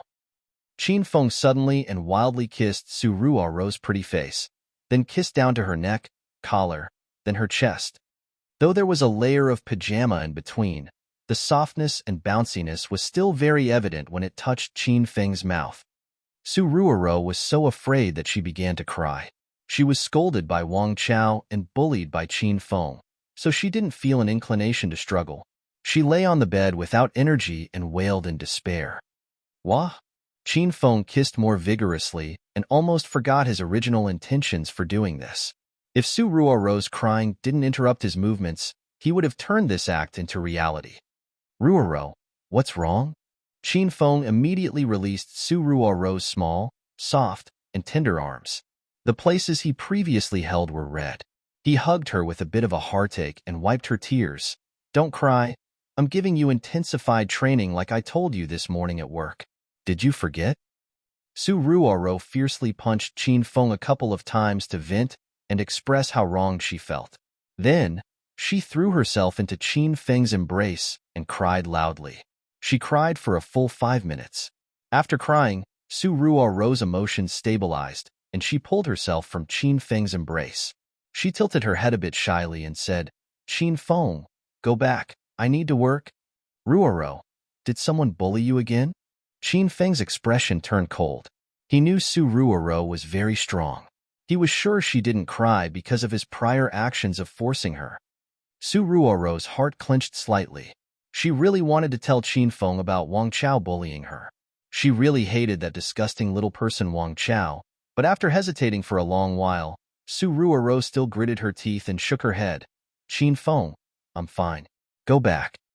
When she thought about how Wang Chao was also keeping an eye on Qin Feng, she felt helpless.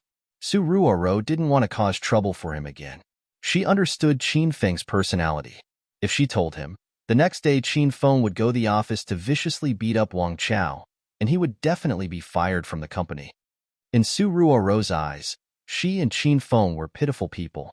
Though they lived in the Qin Malwar and worked at Royal Group, they were just a little attendant and housekeeper. Their connections were not as good as people thought they were. Then rest early, don't work overtime, and have a good sleep. Qin Feng got off the bed and walked towards the door. When he got to the door, Su Ruoro's weak voice drifted over choppily. Qin Feng, in the future, don't make moves on me at work. Do your job. I'm a recent college graduate, and I have to work hard and make money. Don't bother me at work anymore. When Su Ruoro said this, she turned her head and didn't dare to look at Qin Feng. A teardrop gathered at the corner of her eye. She knew that these words would definitely make Qin Feng mad.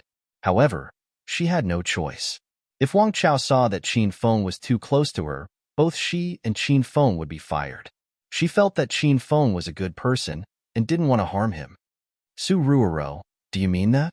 Qin Feng suddenly turned and looked coldly at Su Ruoro. This time, he was really serious. Su Ruoro nodded and said quietly, We aren't even boyfriend and girlfriend. I actually hate you. Every time you touch my thighs and pinch my face, I feel disgusted. Qin Feng, don't force me anymore. If you continue to touch me at work, I'll move out of the Qin Manor and leave Royal Group. Qin Feng said nothing, and his eyes were completely red. He fiercely shut the door to Su Ruoro's room and returned to his room. After taking a shower, Qin Feng still hadn't calmed down. He treated Su Ruoro like family the whole time. He liked this delicate and obedient good girl, and his sole pleasure at work was having Su Ruoro with him. He thought Su Ruoro was a bit similar to Lin Beibei. He even decided that after Lin Beibei woke up, he was going to bring Lin Beibei to the Qin Manor to be friends with Su Ruoro. He thought these two beautiful sisters would be very happy living together. He really didn't think Su Ruoro would say those kinds of words. He originally thought he was training Su Ruoro for her own good. He thought Su Ruoro internally accepted these changes that were good for her. Qin Feng thought he was really funny. He never forced himself on any woman. This time, he seemed to have shattered his principles for some unknown reason. Ding! A QQ notification rang from Qin Feng's phone, and he snapped out of his daze. He picked up his phone and saw the QQ number that added him twice previously. He was about to directly blacklist this person, but he saw their friend request message. Young Master Qin, can you add me? Qin Feng was slightly stunned. In the end, he didn't block this person. Though everyone knew his name in Acropolis, the number of people that knew his personal information like his cell phone number and his QQ could be counted on one hand. Who are you? After adding this person as a friend, Qin Feng asked them straightforwardly. At this moment, in a studio apartment in Acropolis, Liu Qian had just finished showering and wore a light purple silk nightgown. She lay comfortably on the bed and dried her wet hair while experimentally sending a friend request to young Master Qin. Her phone suddenly rang. Liu Qian saw that the other person accepted her friend request. She was so excited that she stopped blow-drying her hair. She immediately picked up her phone to reply. Young Master Qin, I'm your admirer. When Qin Feng saw this message, he furrowed his eyebrows and quickly replied, I have too many admirers. The line goes all the way to the southern heavenly gates. All of the superiors in the company are pursuing me. Get in line at your own convenience." After sending the message, fantasies of Li Yuqin's beautiful legs floated through his mind. However, he was bullshitting for a bit at first. His superiors at work weren't interested in him at all. "Young Master Qin, I'm a beauty and I also have a pair of beautiful legs. Can I cut in line?" Li Yuqin hesitated for a while before gritting her teeth and sending this ambiguous message. "Which admirer of mine isn't a beauty? If there's no picture, it's not true." Very quickly, a picture was sent. Qin Feng jumped in shock. He was originally playing around with the other person and thought that he'd scare them away after mentioning a revealing picture. Who knew they'd really send over a picture? And it was a picture of exquisite legs. There was warm lighting, a fashionable and simple room, a large bed, and a beauty with a lovely body laying on the bed. The beauty wore a purple silk nightgown.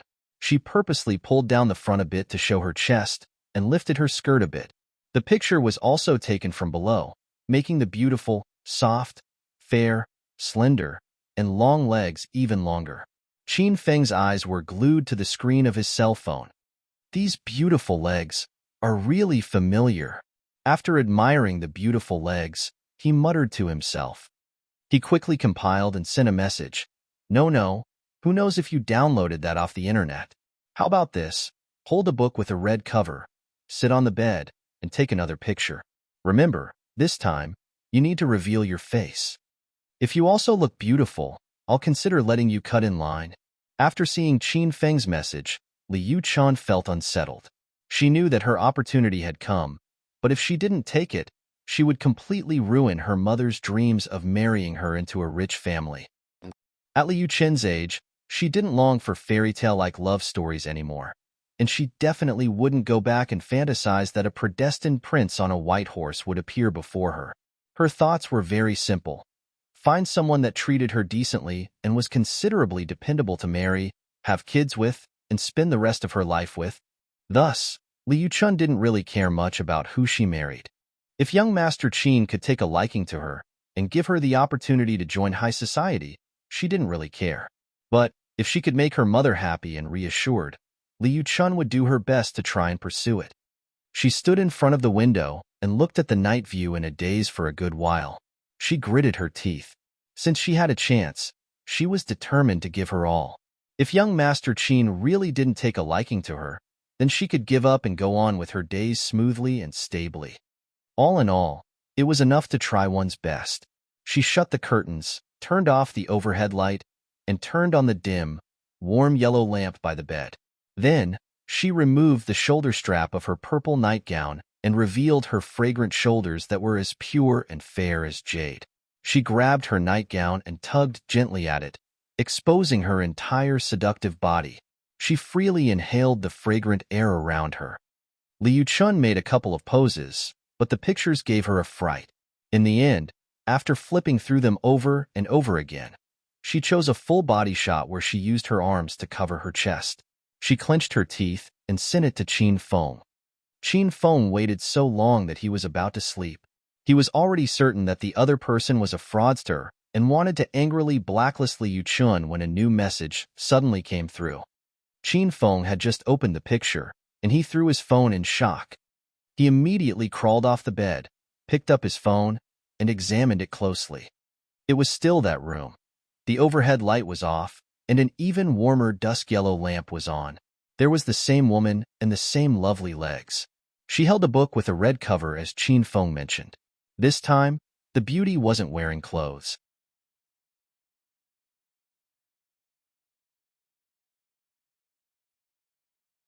Chapter 183.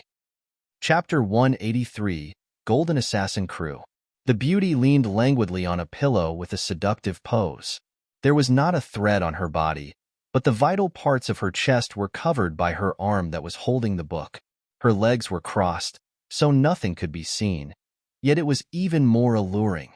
This time, the beauty's beautiful long legs were shown completely.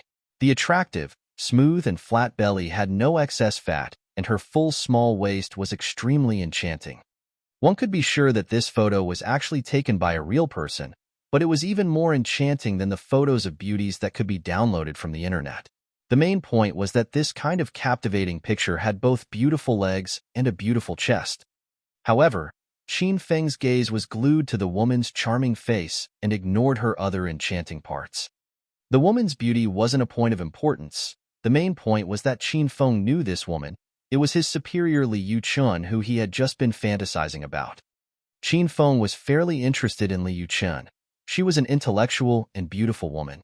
She looked extremely good in professional clothing and would typically wear ornamental black-rimmed glasses. She was an absolutely enticing white-collar worker. In the past, when Qin Feng wasn't working, he wasn't interested in white-collar workers.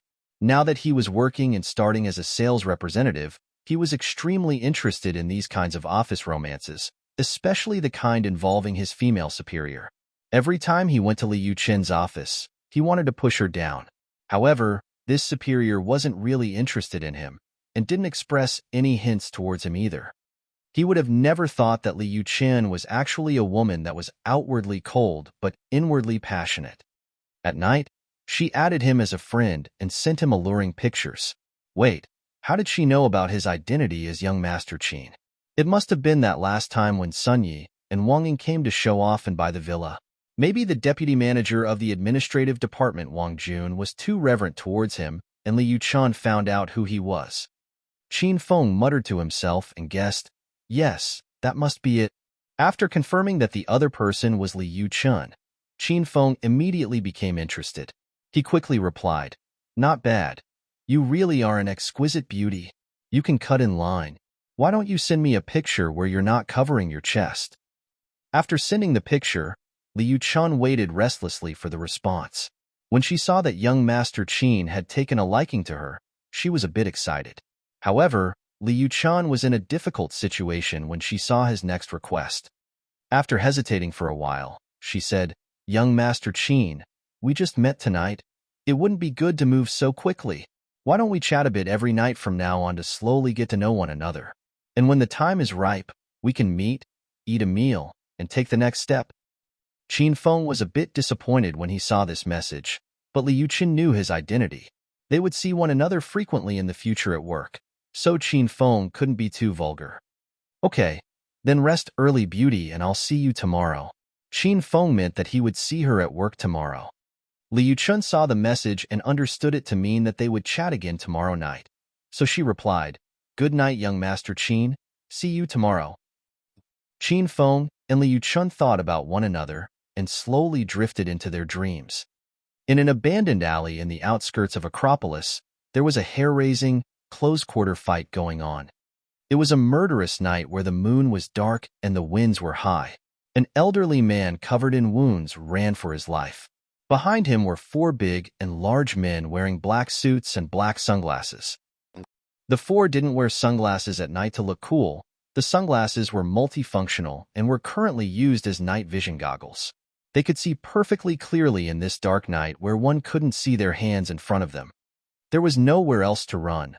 This old man faced certain death. Who are you people? Why are you chasing and trying to kill me? The old man realized he had nowhere else to run, so he stopped. He panted and looked at the 4 people.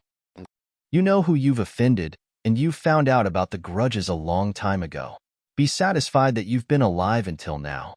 The leading man in black pulled out a pie-black handgun and aimed it at the old man. The old man fell limp onto the ground like a deflated ball. He wasn't anyone else. He was the Hao family elder who had started the war against the Qin family. Hao Long Tian. Hao Long Tian guessed long ago that these people were sent by the Qin family. It was as the men in black said, the core members of the Hao family had long been eliminated by the Qin family, and Hao Long Tian should be satisfied that he lived until now. He underestimated Qin Feng's abilities and the Qin family's power. He originally thought that even if he couldn't win this fight, and if they fought a life-and-death struggle with the Qin family, he could at least pull them into a bad situation. However, Hao Long Tian didn't even touch a hair on Qin Feng and Qin Huang's bodies, and the Hao family was already about to be completely annihilated. Bang! There was the sound of gunshots. Hao Long Tian covered his eyes and was prepared to say farewell to his not very satisfactory life. Bang, bang, bang. Then there were another 3 gunshots. How Long Tian was immediately roused. He realized that the gunshots weren't fired at him, and he didn't feel the sharp pain of gunshots. The scene before his eyes made How Long Tian wide-eyed and slack-jawed. The impossibly large Qin Manor security guards that were standing there all fell into pools of blood. How Long Tian didn't even hear the cries around him. He only heard 4 gunshots, and the 4 people all died. This clearly showed the accuracy of the hidden killer's aim. They died with 1 fatal attack, and didn't even have an opportunity to fight back. Who is it? Who's hiding in the shadows? Come out. Hurry and come out. How Tianlong's voice trembled as he yelled out. He couldn't be sure whether the other person was a friend or foe. Currently, he was in fear of being killed at any time. How Long Tian, correct? Suddenly, a refreshing breeze blew past How Long Tian, and someone suddenly appeared. This person was dressed completely in black, and he wore a black mask so one couldn't see what he looked like. He was like a shadowless spirit in the night that left no traces of itself, so he almost scared How Tianlong's heart out. What kind of person are you? What do you want to do? In the face of the man in black, How Long Tian had an even more frightened expression. You don't need to know my identity, and more so, you don't need to be afraid I'll harm you. The man's voice was deep. He spoke nonchalantly. Conversely, I'm here to help you. Help you take revenge and eliminate Qin Feng. Once he brought up Qin Feng, the fear in How Tianlong's face immediately turned into ruthlessness. He gritted his teeth and said, Sir, if you'd help me kill Qin Feng, then I'll do anything. I won't help you kill him personally. The man in black's voice was dull from start to finish. It didn't carry a sliver of emotion. But I can't provide you a way to kill Qin Feng. While speaking, the man in black tossed a golden business card on the ground. There was gold lettering E into the card in large letters. Golden Assassin Crew. The golden words flashed, and it was even more apparent in the night. This is the #1 assassin group in the country.